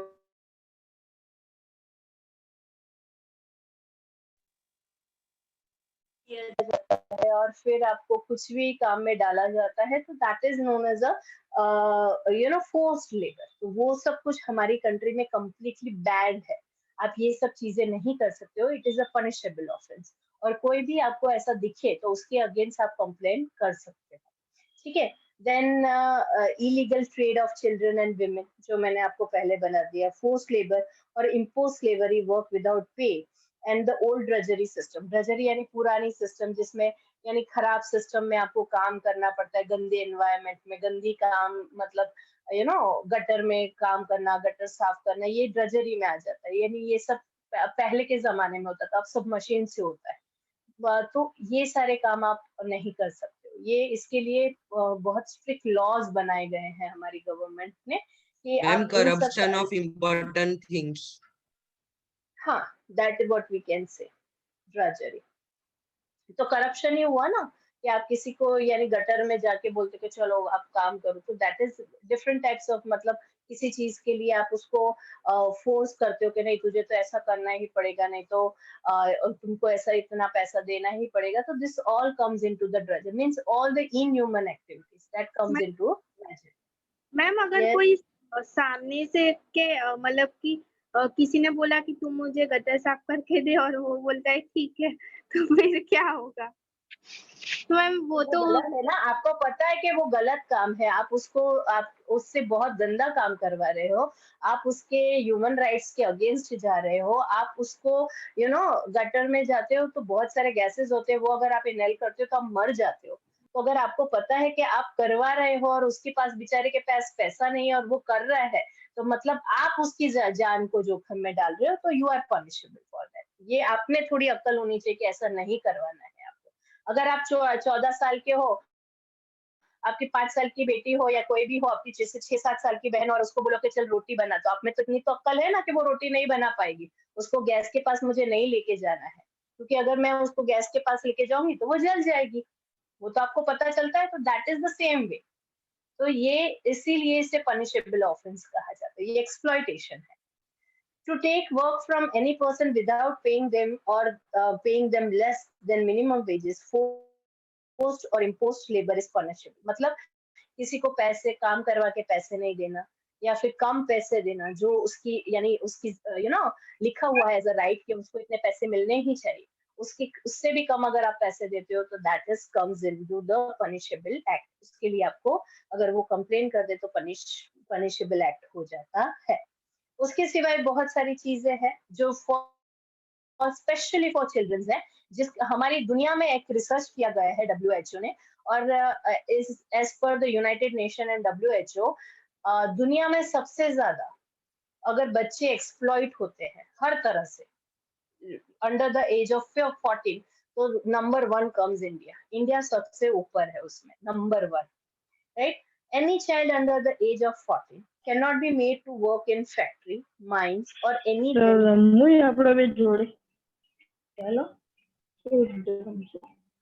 किसका आवाज आ रहा है? म्यूट करो अपने आप को। दिव्यन पटेल,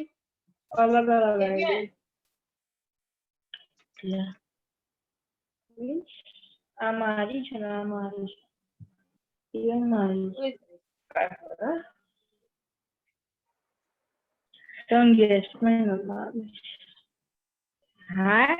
आपको अपने को है, अपने को इसको म्यूट भी नहीं कर सकते। मानसी मैम अगर आप हो तो प्लीज इसको पोस्ट। अच्छा यस मैंने कर दिया म्यूट। ओके हाँ सॉरी, मुझे ध्यान ही नहीं रहा। 31 हो गया। Okay students, we will keep it till here. I will discuss this 3 points day before tomorrow. Okay, ma'am. Bye, ma'am. Bye, ma'am. Bye, ma'am. Bye, bye, ma'am. Bye, bye ma'am. Here in my class, some new students are there, उनको पता चल जाए, और some old students are there, उनका revise हो जाए। हमने बेटा लेट मी फिनिश, फिर बातें करते हैं, आपकी भी और मेरी भी। सो हमारे इंग्लिश के अंदर 9th स्टैंडर्ड गुजरात के अंदर, गुजरात बोर्ड के अंदर 2 बुक्स हैं, बीहाइव एंड मोमेंट। बीहाइव है हमारी मेन सप्लीमेंट्री है, एंड सॉरी मेन बुक है बीहाइव, जिसके अंदर प्रोज एंड पोएट्री है। उसमें हमने किया है the fun they had, the sound of music, the little girl, ये 3 यूनिट हमने कर दिए हैं। एंड पोम उसके अंदर हमने की है the road not taken and wind, इतना हमने कर दिया है। एंड दूसरी बुक आती है हमारी रेन ऑन द रूफ, हो गया है या। सो टोटल 3 यूनिट हमारा पूरा हो गया है, 1 प्रोज 1 पोएट्री 1 प्रोज 1 पोएट्री, ऐसे हमारे total 3 unit has been done. फिर है हमारा सप्लीमेंट्री रीडर। सप्लीमेंट्री रीडर के अंदर we have done the lost child, the adventure of Toto and Iswaran the storyteller, ये 3 चैप्टर हमने कर लिया है। सो 3 यूनिट और 3 चैप्टर, 3 प्रोज 3 पोएट्री 3 सप्लीमेंट्री, तो 3 का फिगर याद रखना। सर हमें ये तीनों की टेक्स्ट एक्सरसाइज नोटबुक में लिखनी है? आपको लर्न करना है एंड सर आप जो पीडीएफ भेज रहे हो वही लिखे ना? हाँ वो लिखना है, गुड आंसर। मैंने पहले भी बताया था, जो मैं पीडीएफ यहाँ से भेजूंगा वो पहले लर्न करना है फिर लिखना है। हाँ, और सबमिशन के लिए अभी जो आपको ये नेक्स्ट चैप्टर जो मैं कराऊंगा वो, और उसका जो असाइनमेंट वर्कशीट भेजूंगा वो आपको सबमिट करना है, वो आपके ग्रुप में आएगा। भेजी थी वो तो ओशियन पब्लिकेशन की है सर। हाँ हाँ बेटा, उसकी राइटिंग प्रैक्टिस के लिए। सर वर्कशीट पूछ रही है, वो आप पेपर में लिख, तो वर्कशीट नहीं भेजते? हाँ दूंगा बेटा, दूंगा, चिंता मत करो। चलो सर तो ओशन पब्लिकेशन वाला आपको सबमिट करना है? यस नहीं अभी नहीं करना, लिखना है अभी नहीं। हाँ लिखना है, सबमिशन के लिए मैं बोलूंगा तब सबमिट करना है। दूसरा, I will give you something very creative, something revise. हाँ वर्कशीट आप जो दोगे तो वो हमको लिखना है। यस यस यस, वर्कशीट में दूंगा। सर आपने रिसेंट चैप्टर्स की भेजी थी वर्कशीट? हाँ बेटा, एग्जाम के पहले जो एग्जाम में चैप्टर आने वाले हैं उसकी भेजी थी, आपको कोई कंफ्यूजन ना हो इसके लिए मैंने भेजी थी। Extra ocean. Sir I M new student, तो मेरे पास पहले का कुछ भी नहीं है। कोई बात नहीं बेटा, किसी से ले लेना। मैं लेट आ गया। ओके नो प्रॉब्लम, चलो ठीक है। सर जो ओशन पब्लिकेशन में तो बहुत सारे क्वेश्चन है, तो वो सारे लिखना है? नहीं, जितना मैंने भेजा है सिर्फ उतने लिखना है। 5 क्वेश्चन लिखने हैं वो टेक्स्ट। सर आपने पीडीएफ उसमें से भेजिए ना, ओशन पब्लिकेशन में से भेजिए ना सर, सारे क्वेश्चन आंसर की। तो सर वो तो हमारे पास है, तो पेपर में लिखनी है आपको। हाँ अगर आपके पास है तो आप उसमें से लिख दो, या पेपर में लिख के जो साक्षी मैडम ने लास्ट क्लास में बताया था आर जनरल प्रैक्टिस, वो आपको पेपर में लिख के सेंड करना है। अच्छा अब सुनो ध्यान से, अब जो दूसरा अभी वो मैंने भेजा था तो एग्जाम ओरिएंटेड था, एग्जाम से रिलेटेड था, आपको प्रिपेयर करना था, लर्न करना था। अब जो मैं आपको सेंड करूंगा वर्कशीट के फॉर्म में, वो आपको लिख के पिन पेज में एसपीजीटी के जो आपकी ब्रांच है नियर बाय उसमें आपको देना है, ठीक है? Okay sir. ओके चलो अब मुझे करने दो। तो न्यू स्टूडेंट भेजी थी तो बहुत पूछते हो, you people are very talkative. Yes, अभी हम लोग कौन सा पेज करने वाले? मैं वही आपको बता रहा हूँ। न्यू स्टूडेंट्स को पहले, किसी को बेटा अभी और कोई डिफिकल्टी है? हमने क्या क्या कराया, फिर मैं ग्रामर बता देता हूँ। स्टूडेंट्स को सर पहले का सब कुछ लिखना है कि अभी से कंटिन्यू करें? नहीं बेटा, पहले का अभी नहीं लिखना है आपको, अभी का आपको अभी से कंटिन्यू करना है। पुराना वाला सब लर्न जरूर कर लेना, पुराना वाला सब लर्न कर लेना, अननेसेसरी लिखने की जरूरत नहीं है। whenever you are getting time you write down, whenever you get time you slowly and gradually start writing. Don't write everything कि एक वीक के अंदर सब मुझे लिख देना, टेक योर टाइम, धीरे धीरे लिखते रहना, लर्न ज्यादा करना, लिखना धीरे धीरे। मेरा नेटवर्क इशू था तो मैं ज्वाइन नहीं हो पा रहा था, तो मैं अभी ज्वाइन होता बता दो मैं क्या कर रहा हूँ। कुछ नहीं बेटा, मैं सिर्फ चैप्टर डिस्कस कर रहा था न्यू स्टूडेंट के साथ, हमने क्या क्या कराया है बस। सर सर आपने सारे पीडीएफ क्वेश्चन पब्लिकेशन में से भेजिए, तो सर हमें उसमें से लिख सकते हैं ना सर क्वेश्चन आंसर? लिख सकते हो, या that is authorised book by SPGT institute and this तो इज सर हम उसमें से ऐसे लिख रहे सर, तो हम उसमें से आंसर लिख सकते हैं ना? बिल्कुल बिल्कुल, you can write, absolutely you can write. चलो अब हमने ग्रामर में क्या किया था वो भी मैं डिस्कस कर लेता हूँ। ग्रामर के अंदर फर्स्ट थिंग जो हमने की थी दैट वाज एक्टिव पैसिव, उसके बाद में हमने किया था क्वेश्चन टैग, उसके बाद में हमने ट्रांसफॉर्मेशन ऑफ द सेंटेंसेस किया था, affirmative to negative, negative to interrogative, assertive to exclamatory, exclamatory to assertive, ये सब हमने किया था। और लास्ट क्लास जो मेरा हुआ था उसमें हमने फिगर ऑफ स्पीच डिस्कस किए थे, प्योरली फिगर ऑफ को हमने डिस्कस किया था। ठीक है, तो आज फिर हम आधा घंटा फिगर ऑफ स्पीच को डिस्कस कर लेंगे और नेक्स्ट क्लास में भी फिगर ऑफ स्पीच को डिस्कस करेंगे, क्योंकि मैंने आपको बताया था कि फिगर ऑफ स्पीच बहुत सारे हैं, 26, 27, 28 जितने हैं हमारे 9th स्टैंडर्ड के सिलेबस में, तो उसको एक साथ कराना इज डिफिकल्ट, आप लर्न नहीं कर पाओगे, आप कंफ्यूज हो जाओगे। सो जब भी मैं फिगर ऑफ स्पीच कराऊंगा 8-10 करा दूंगा, फिर आपको उसको घर जाना, घर पे बैठ के रिवाइज करना, उसको मार्क करना टेक्स्ट बुक में, पोम की लाइन के अंदर लिखना, फिर सर नए हमने 10 फिगर ऑफ स्पीच सर में हमने आपको क्लास वर्क में फिगर ऑफ स्पीच नहीं लिखा सर।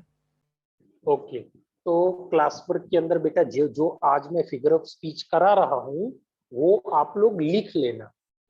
इट इज जो भी आपका नेक्स्ट सबमिशन आएगा एसपीजीटी में, उसमें आप जितने भी मैंने फिगर ऑफ स्पीच आपको लिखाए हैं, definition and example of any 1 or 2 poem जो हमने कराई है, like road not taken, wind and rain of roof, इनमें से एग्जाम्पल्स आप फाइंड करके लिख देना और वो पिन पेज आप सबमिट करना। ठीक है, सबमिट नेक्स्ट सर आपने क्या लिखवाई करना थी है? सारी फिगर ऑफ स्पीच? नहीं, मैंने नहीं लिखाई तो अभी फिर लिखा देता हूँ, और नहीं लिखी तो लिख देना, छूट गई हो तो फिर से लिख दो। अंडरस्टूड? ओके, नहीं लिखाई तो अभी लिखा देता हूँ। वैसे फिगर ऑफ स्पीच लिखो नहीं, आपके पास बहुत सारी बुक है, बहुत सारे रिसोर्सेस हैं, उसमें से लिख लोगे तो भी चलेगा। Yes sir. हाँ, मैं आपको व्हाट्सएप कर दूंगा, चलो आज आपके पास व्हाट्सएप आ जाएगा, वो फिगर ऑफ स्पीच लिख देना। 26 फिगर ऑफ स्पीच है, उसको लिख देना। यस, एग्जाम्पल आप अपने आप लिखोगे। पोएम के? हाँ, हमारी जो 3 पोम है वो, एक आध लेक आइल ऑफ इनिस्ट्री या legend of the northland, no man are foreign, ये फर्स्ट टर्म की पोएम है, एक्स्ट्रा 3 उसमें से लिख दोगे तो भी आई डोंट माइंड। ठीक है, आप लोग क्वेश्चन बहुत कम पूछते, नहीं चलेगा, खुद के एग्जाम्पल लिखोगे तो चलेगा, अच्छा है, लेकिन हमारी जो एग्जामिनेशन पैटर्न है उसमें आता है कि write the example from our text book only. Even जो हमारी बोर्ड एग्जाम है उसके अंदर भी जो हमारी टेक्स्ट बुक है, जो हमारी टेक्स्ट बुक की पोम है, उसी में से पूछते हैं। So always try to write the example of our text book only.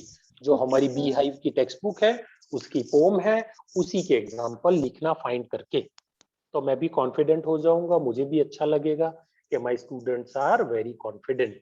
ठीक है, चलो अब एक भी मिनट में वेस्ट नहीं करूंगा और कोई आंसर मैं आपका नहीं दूंगा।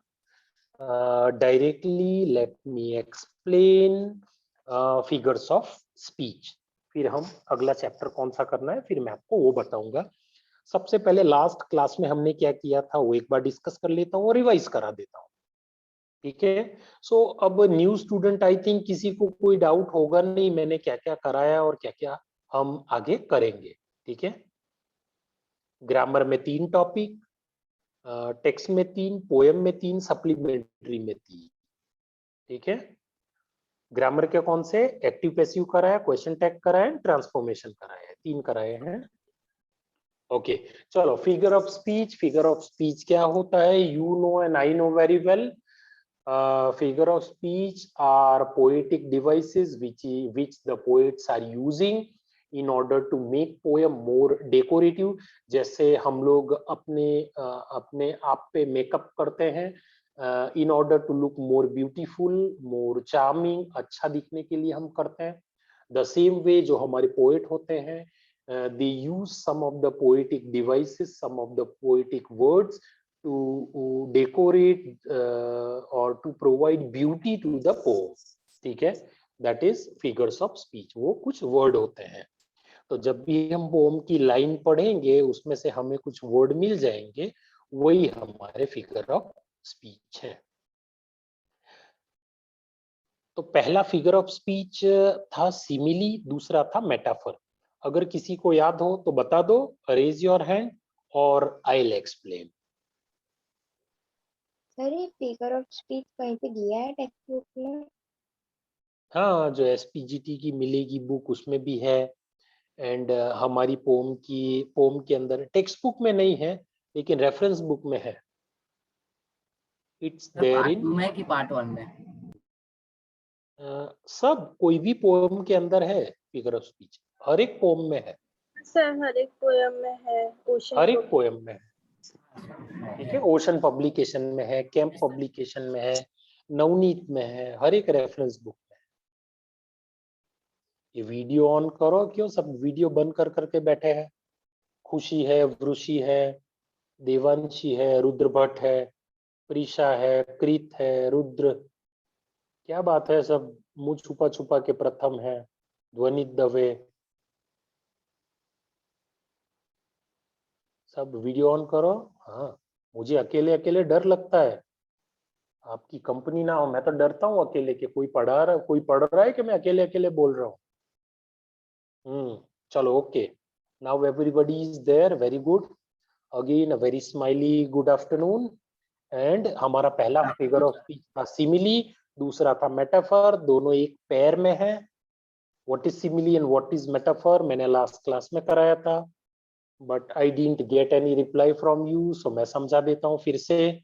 प्लीज मेक श्योर आप वर्कशीट की, नोटबुक की ज्यादा चिंता करते हैं आप लोग, और जो मैं बोल रहा हूँ उसको ज्यादा लर्न करने की कोशिश करो. Try to learn more. Simile and metaphor ये दोनों एक साथ याद रह जाएंगे. सिमिली यानी 3 word, like, so and as. इन तीनों को यूज करके doing comparison, direct comparison. Simile यानी direct comparison using 3 words, like, so, as. इन 3 वर्ड्स को यूज करके डायरेक्ट कंपैरिजन करना, that is simile. And metaphor यानी metaphor is an implied simile. Metaphor is an implied simile जहां पर without using like, so and as, इन तीनों को यूज किए बिना कंपैरिजन होती है. That is known as metaphor. अब मेटाफर और सिमिली का एक एग्जांपल भी मैंने आपको बताया था, अपने पापा का example. My father is like Hitler of my house. दूसरा एग्जांपल है my father is Hitler of my house. ठीक है, तो चार्मी आप मुझे बताओ, my father is like Hitler of my house and my father is Hitler of my house. कौन सा सिमिली है, कौन सा मेटाफर है? My father is like Hitler of the house is simile and the other one is of the metaphor. Very good. My father is like Hitler of my house is simile and my father is Hitler of my house is metaphor. Very good. Good answer. So उसके बाद में है कर्तव्य. You are getting me? कर्तव्य आप मुझे बताओ, what is personification? Sir, personification means same kind of sentence. No, dear. Try to recall. Sir, can I? सोचो. Sir, can I सोचो. say? मोक्षित. ना मोक्षित दोषी. मोक्षित दोषी.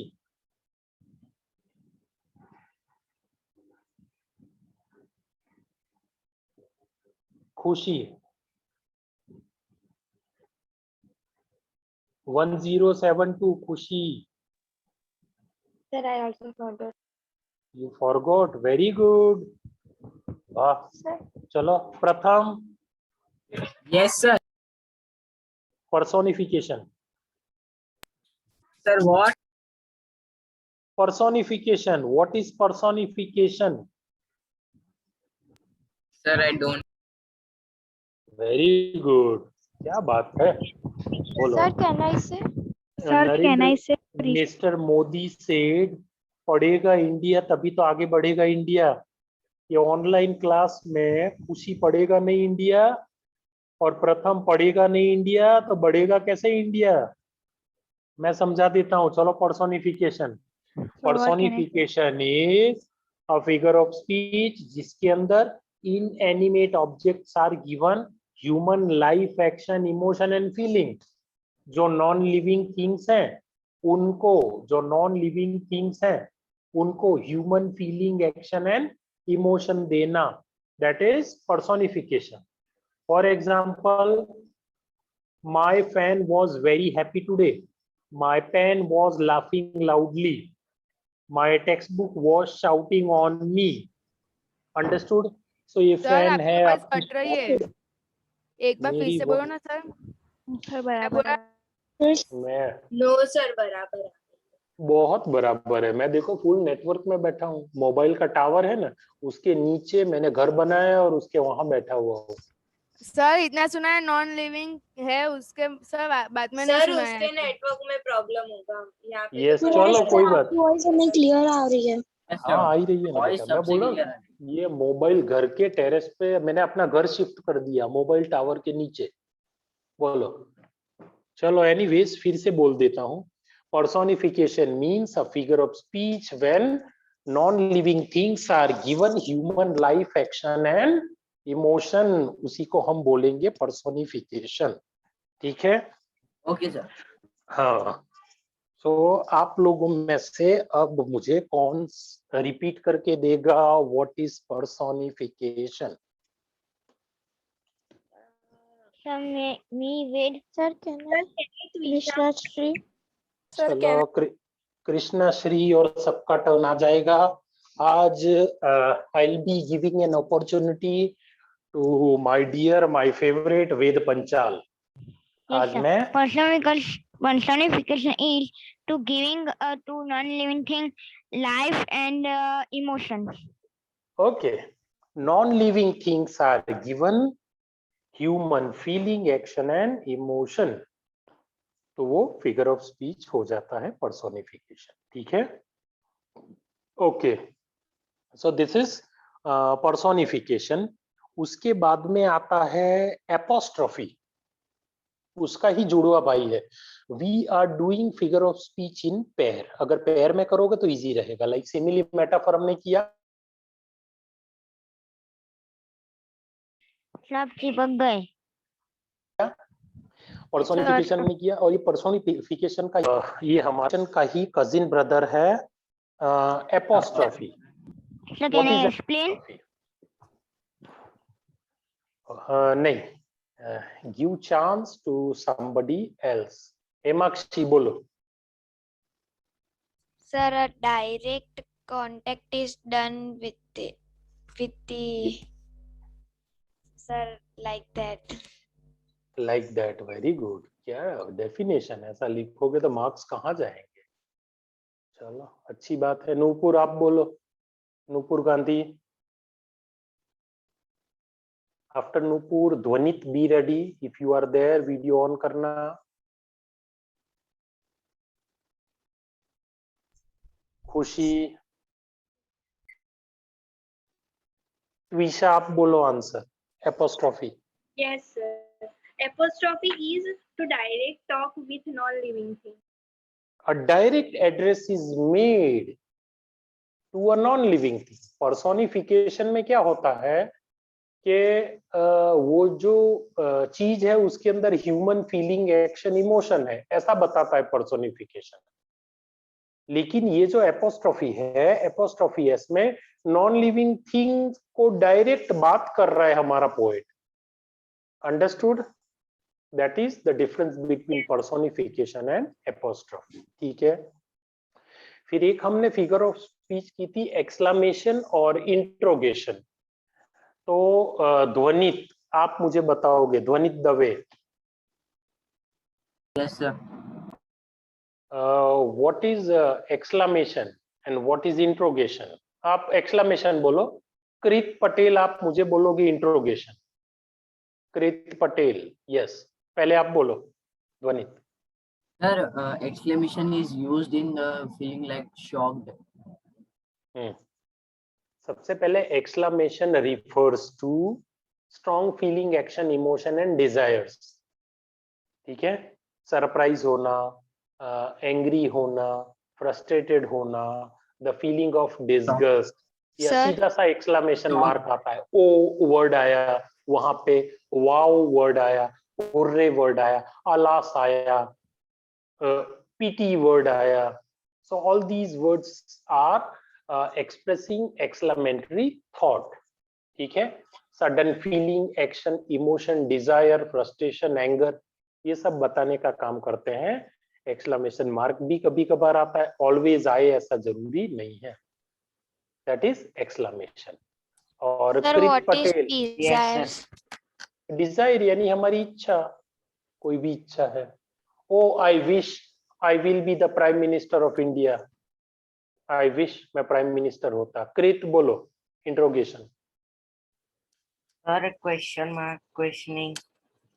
ओके, बिना क्वेश्चन मार्क के हो सकता है, बिना एक्सक्लेमेशन मार्क के आ सकता है? No sir. आ सकता है, आएगा वेद. क्वेश्चन पूछा हो, क्वेश्चन पूछा हुआ होना चाहिए.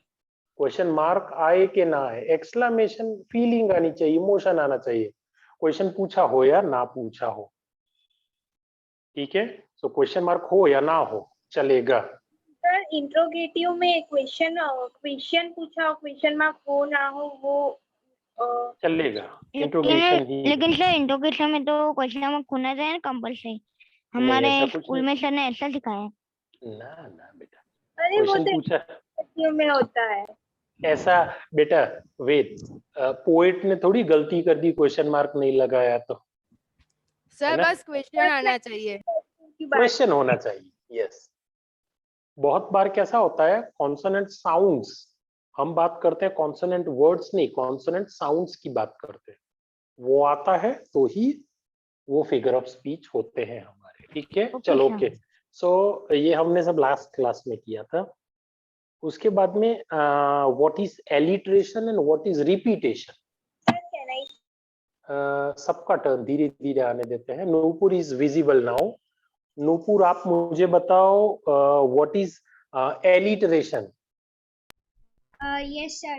Sir, when consonant or vowel sound is repeated in the sentence, then it is alliteration. Yes. Consonant sounds are used to give more poetic effect या great poetic effect in the poem. That is alliteration. ठीक है. And ध्वनित आप मुझे बताओ what is repetition.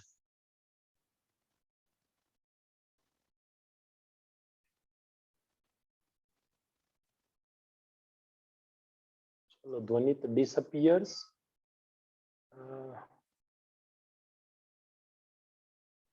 एशवी, विश्वा रावल, मीत पटेल, राही पटेल, इतने में से कोई बोलो what is repetition.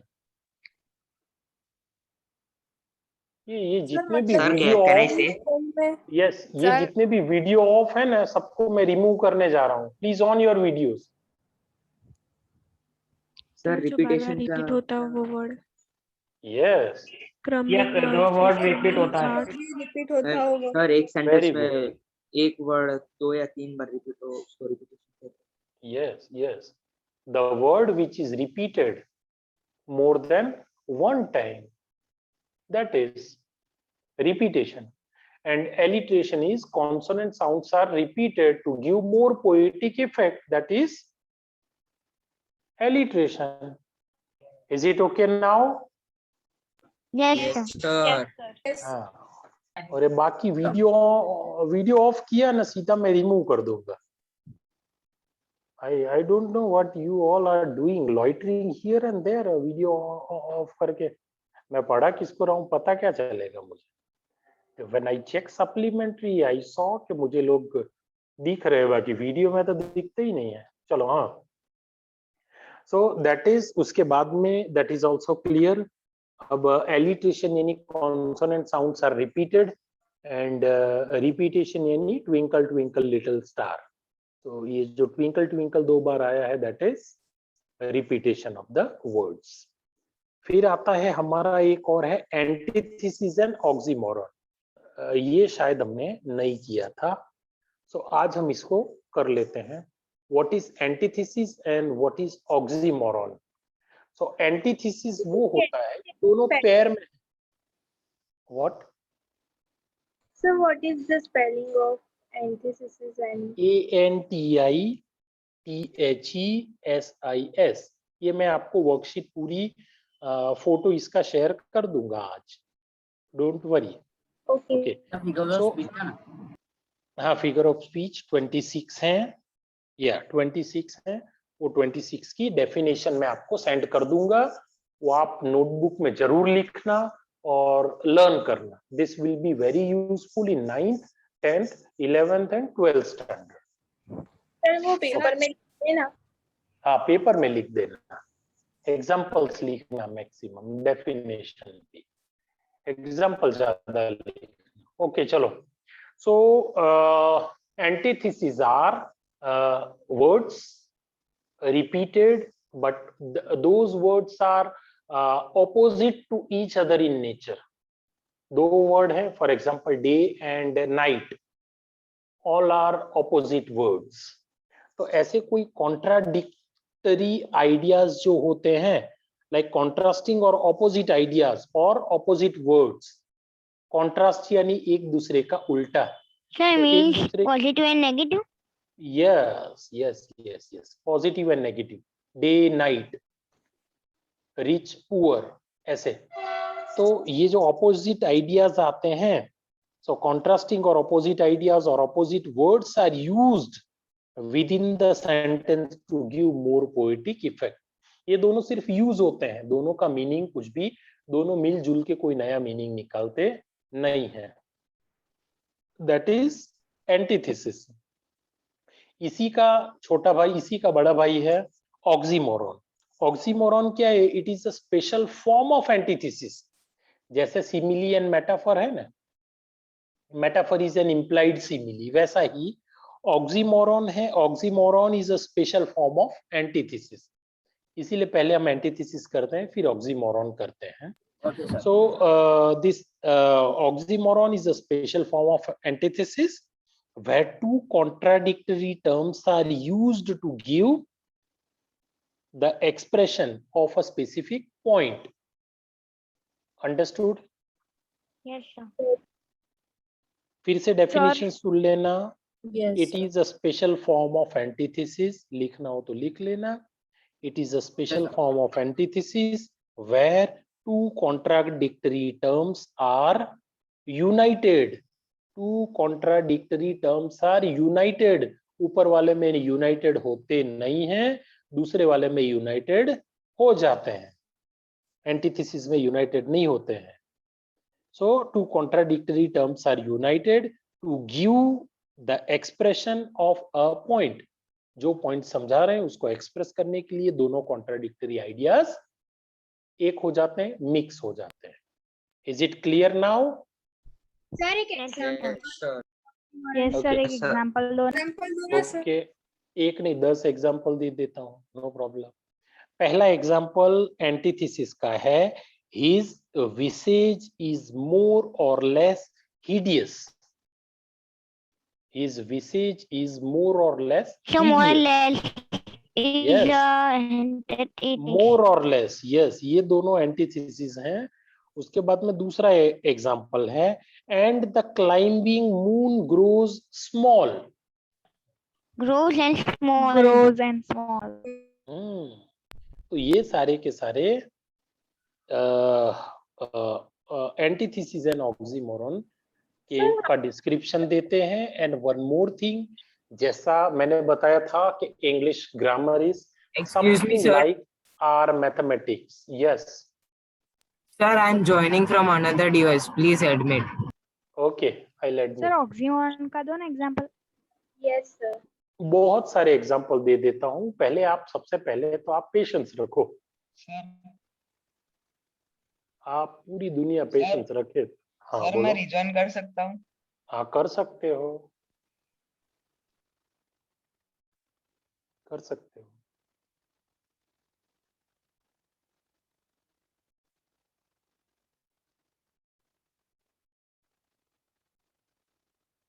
Just 1 minute, somewhere somebody is waiting to join. Okay, sir.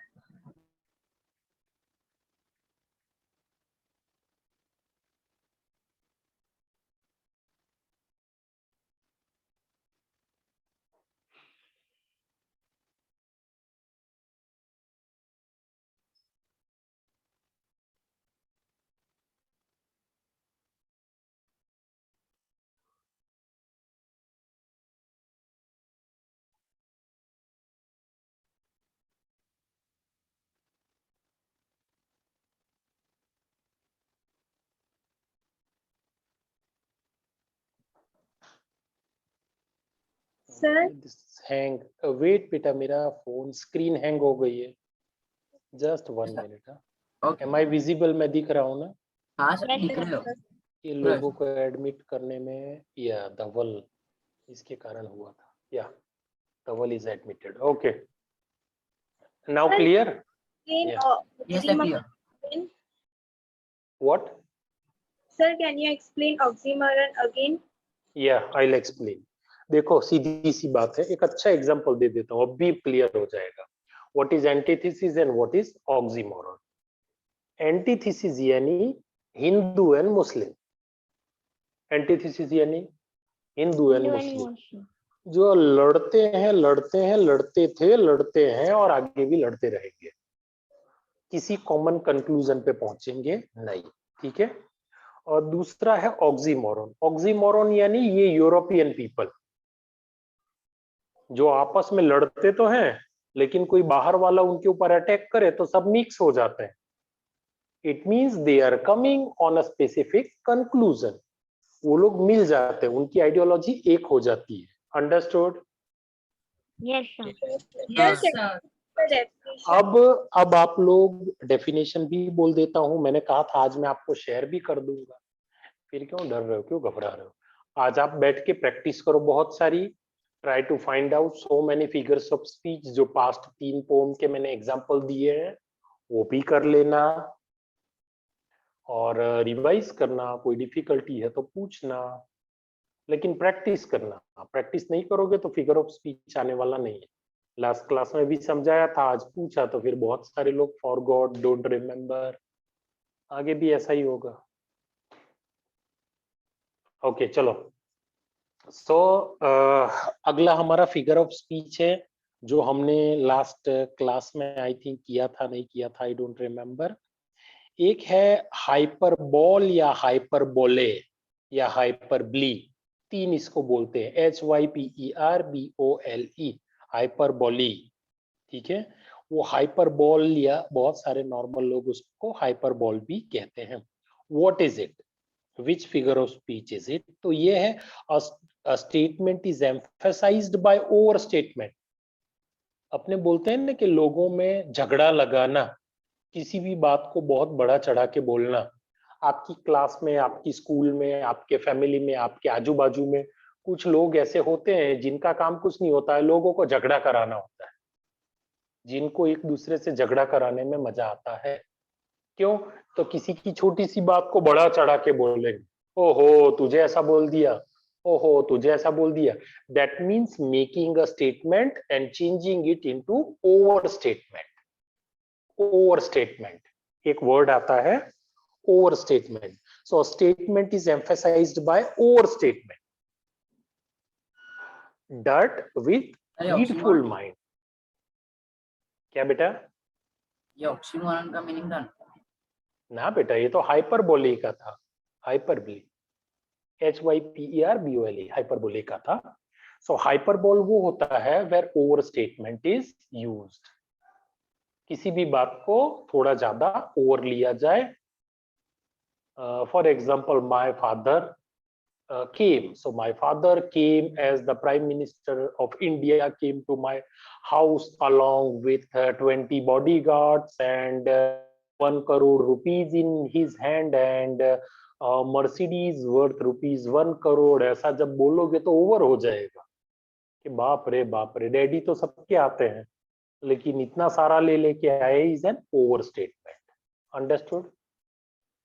Sir, my bag weighs a ton, तो टोन वो ओवरस्टेटमेंट ही हुआ ना. क्या हुआ? क्या बोल रहे हैं? सर स्कूल में ऐसा सेंटेंस दिया था, my bag weighs a ton. तो टोन चलेगा, वो ओवरस्टेटमेंट ही है. ओवर स्टेटमेंट ही है. चलो ओके. तो ये हाइपरबोली हमारा हो गया. उसके बाद में एक आया था सेनेक्डोज या सेनेक्डिची भी हम उसको बोलते हैं. सेनेक्डोज या सेनेक्डिची ये हमने में भी किया था जब हम एग्जाम का रिवीजन कर रहे थे, तब भी मैंने समझाया था. कोई मुझे एक्सप्लेन कर पाएगा व्हाट इज सेनेक्डिची या synecdoche? Jaini Solanki, can you please explain me? Meet Patel और थर्ड त्विषा प्रजापति. इन तीन में से कोई भी एक मुझे एक्सप्लेन करो.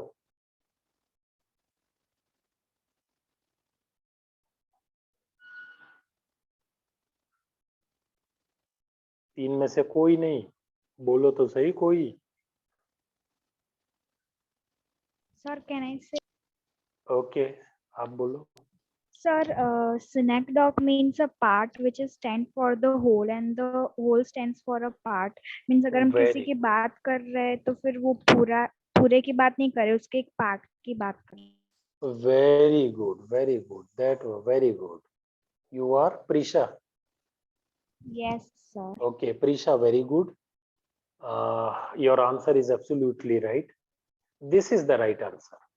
A part stands for whole and a whole stands for part. यही वो figure of speech है जिसे हम सेनेक्डोज या सेनेक्डिकी कहते हैं. A part stands for whole and a whole stands for a part. यही है, exactly यही.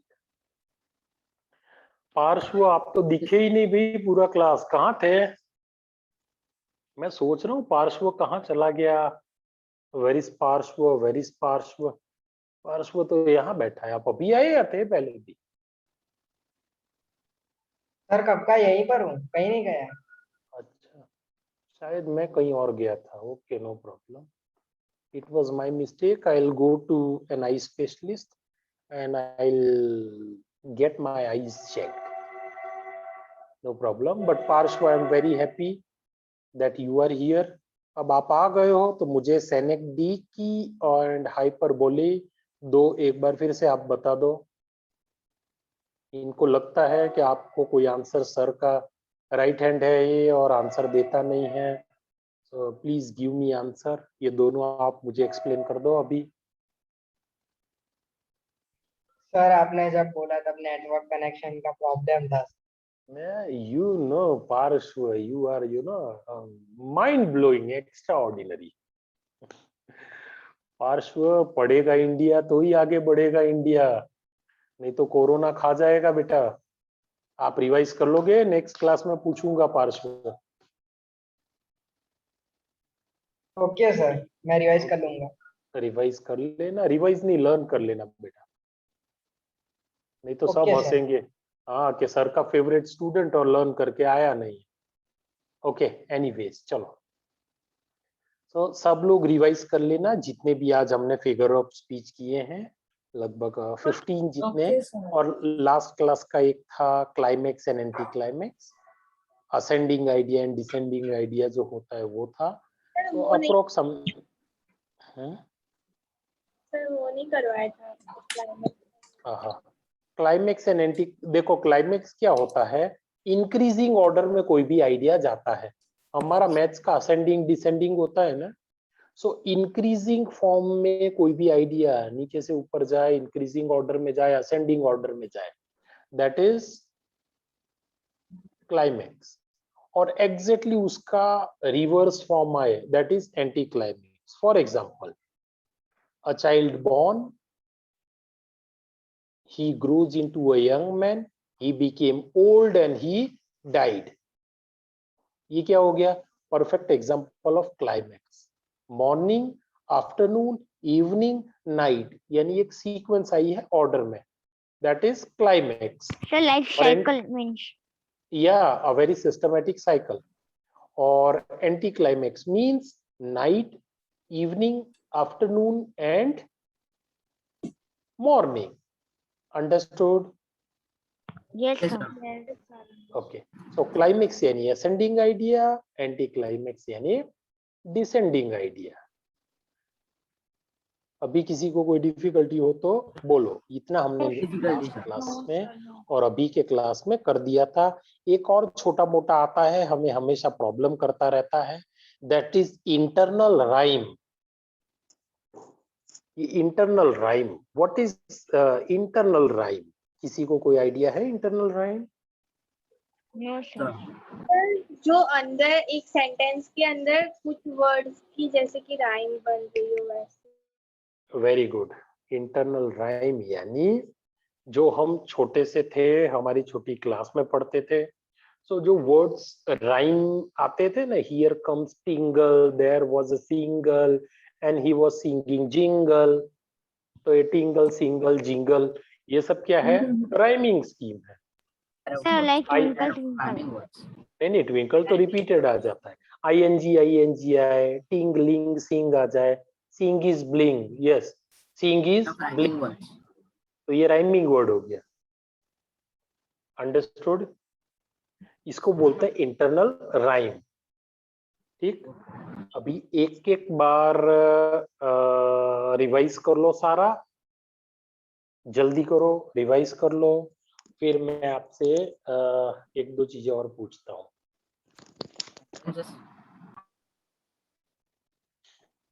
सेंटेंसेस पूछोगे आप?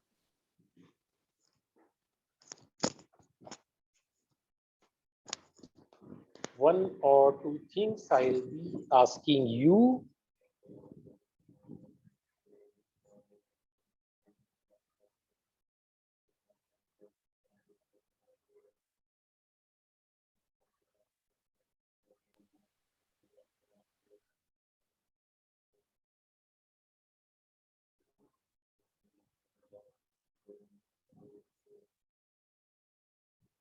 Alliteration means rahi. Alliteration means consonant sounds are repeated to give more poetic effect. उसे हम कहते हैं alliteration. ठीक है? Now it is clear. जैसे कोई भी है, when wind winkles, तो WWW ये 3 बार आया, that is alliteration.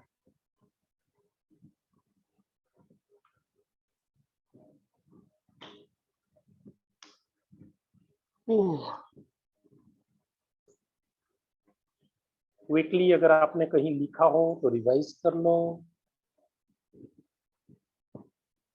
एंड थोड़े से फिगर ऑफ स्पीच हैं, अगर आप बोलो तो मैं आपके साथ स्क्रीन जैसा कुछ शेयर वेयर कर दूं. हाँ, मैं आपको सारे फिगर ऑफ स्पीच सेंड कर दूंगा. Sir, and 1,000 dreamy fancy, sir. This is the example of hyperbole. Yes. Hyperbole.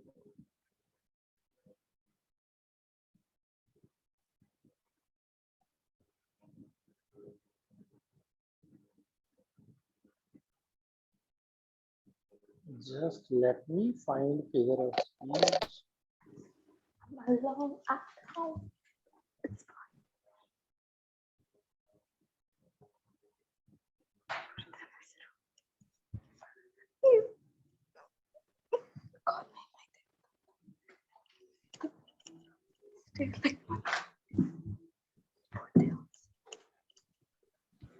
Sir, Yes. sir, can you explain it and 1,000 dreamy fancy? How is the example of hyperbole? अरे ऐसे मुझे समझाना है तो मैं अपनी बुक के एग्जांपल ना समझाऊंगा. Wait, I'll be explaining. Sir ये मतलब कि पता नहीं चला. I was trying to share the screen, लेकिन let me directly move to your textbook only. जैसे आपने जो पढ़ा है ना, मैं उसको समझाऊंगा तो आपको ज्यादा बेटर सर ये अंडरस्टैंडिंग. एग्जांपल है रेन ऑन हाँ द. हाँ, रेन ऑन द रूफ के ही समझा रहा हूँ, वही समझा रहा हूँ. जस्ट यस, देखो एलिट्रेशन का है ना, द साउंड ऑफ, ये है ना, when the humid shadows hover. ओम की पहली ही लाइन है when the humid shadows hover. तो humid and hover, H H, this is a good example of alliteration. फिर उसके बाद में है एलिट्रेशन का दूसरा example, that is what a joy to press the pillow of a cottage chamber. तो cottage and chamber, alliteration. Getting me? And 1,000 dreamy fancies into busy being. So busy and being, alliteration. B and B, busy and being, इन दोनों में B आता है, that is alliteration. अब ये जो hyperbole है ना, उसके बाद वाली पोम की लाइन है, and 1,000 recollections weave their bright hues into woof. ये हाइपरबोली है. 1,000 रिकलेक्शंस क्या होता है? ओवर स्टेटमेंट है.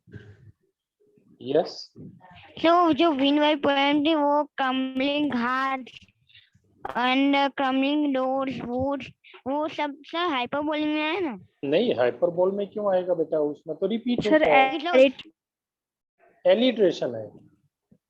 लेकिन हाइपरबोलिक में भी आएगा ना? नहीं एलिट्रेशन और रिपीटेशन है बेटा, क्रम्बलिंग 2 बार आया ना, तो that is repetition. And WW आया तो that means alliteration. Okay sir. So repetition and alliteration. हाँ, अगर वो पोम की मीनिंग निकले थोड़ी ज्यादा ओवर स्टेटमेंट आएगा, देन इट विल बी वो ओवर स्टेटमेंट आता है. इसके अंदर सेनेक्डिकी के एग्जाम्पल बहुत सारे हैं. हाइपरबोल एक बार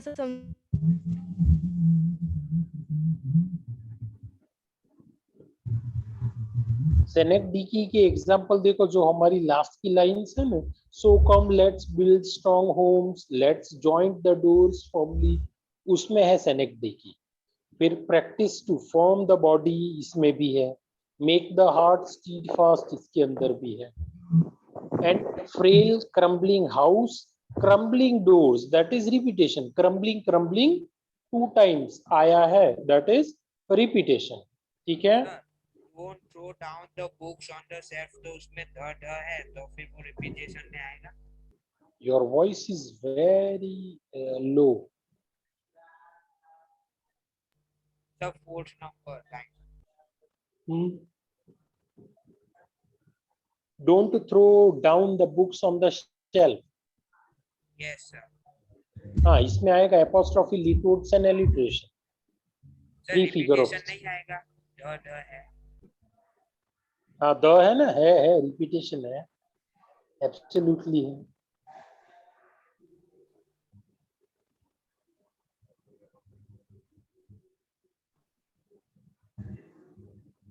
Is there any other doubt? हाँ सर, हमने ये जो आपका जो लेक्चर है वो हमने जून में ही ज्वाइन किया है तृप्ता ने. तो सर आपने जो पहले चैप्टर कराए हैं, फर्स्ट और सेकंड PI का, सर उसका आपने जो PDF भेजा है क्वेश्चन का, वो हमें क्वेश्चन में देख के लिख लेना है. हाँ बेटा, वो लिख देना. लिखने से पहले मैंने कहा था आप लर्न कर लेना. आप लिखने में 4 दिन लगाओगे तो चलेगा. लर्न आप जितनी जल्दी हो उतनी जल्दी कर ले.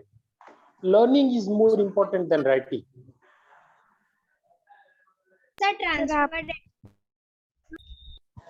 हाँ, अब मैं आगे का आई हैव सर्टेन सीक्वेंस, वो भी मैं करा देता हूँ. फिगर ऑफ स्पीच की, जस्ट वेट. जो सीक्वेंस है फिगर ऑफ स्पीच की, उसके अकॉर्डिंग एक आता है हमारा एनेस्ट्रॉफी हमने एपोस्ट्रॉफी किया था, एक हमारा बाकी था एनेस्ट्रॉफी. What is एनेस्ट्रॉफी? किसी को कोई आइडिया है? No sir. No sir. No sir. No. Okay. Anastrophe यानी सीक्वेंस को चेंज करना, ऑर्डर को चेंज करना. इसकी डेफिनेशन है inversion in the construction of the sentence by changing the normal order of the word to give more poetic effect. यहाँ का word वहां यूज करना, वहां का यहाँ करना, यहाँ का वहां करना. Changing the order in order to provide more poetic effect. The poet changes generally the order of the word. That is unordered. Unordered, yes, you can say it unordered. लेकिन वो unordered कैसा? Doing it purposefully. Without purpose नहीं करना. Doing it very purposefully. That is anastrophe. Sentence. Meaningful of do meaningful of sentence. Yes, making the sentence meaningful. That is anastrophe. That is the example of anastrophe. Okay sir. एक है last, किसी ने भी doubt पूछा था, transferred epithet. फिर मैं end करता हूं फिगर ऑफ स्पीच के क्लास का. What is transferred epithet? तो two words are there. First is transferred, दूसरा है एपिथेट. एपिथेट यानी जो हमारा एडजेक्टिव है. So, जो हमारा original adjective है in some of the poems, the original adjective is transferred from its original noun to another noun or maybe a pronoun. That is known as transferred epithet, and because it is closely related. जैसे एक बच्चा है कर्तव्य नाम का, एक लड़की है नूपुर नाम की, एक लड़का है वृषल नाम का. ये तीनों अपना घर छोड़ के मामा के घर गए. क्यों मामा के घर गए? तो मामा का घर was known to them. जान पहचान वाला घर था, अननोन के घर पे नहीं जाएंगे. So transferring from original noun to another noun which was closely related to them. For example, एक example है marry boys with shouldered crooks.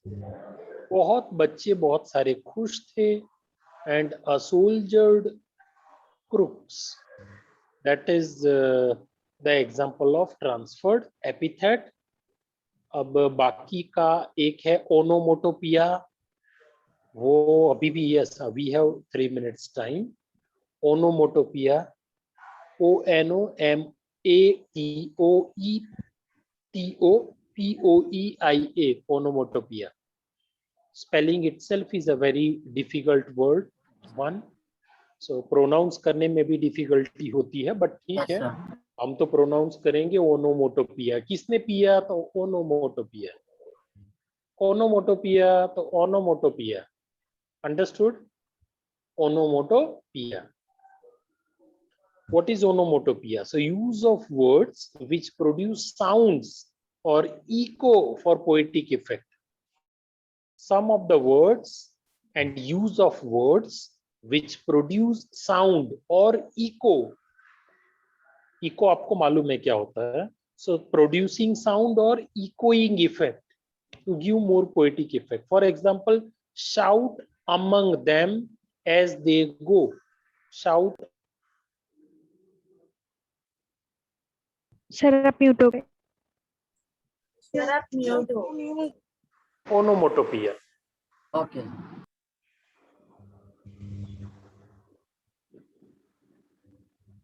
Clear? Yes. Yes, sir. Yes, sir. So अब आप अपने revise कर लो, and some new students are joining, and we are on the verge of end of the class. So wait for a moment, revise the things, कोई difficulty हो so don't ask today, कल पूछना, next Saturday वाले class में पूछना।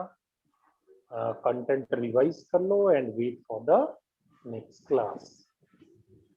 और sir examples एक ही लिखना है या दो लिखने हैं, दो तीन? You can write many examples. You can write as much example as you can.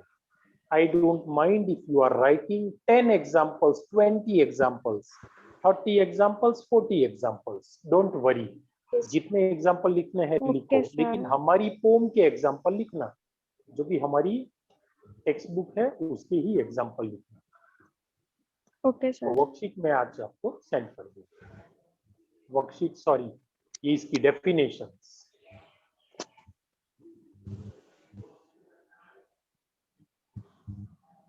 Fine. So अभी हम क्लास लीव कर दें? Yes, sir. Yes, you can now leave the class. I'll hand over the Bye, sir. class. Bye, sir. Bye, sir. Bye, sir. Bye, sir. Bye, sir. Bye.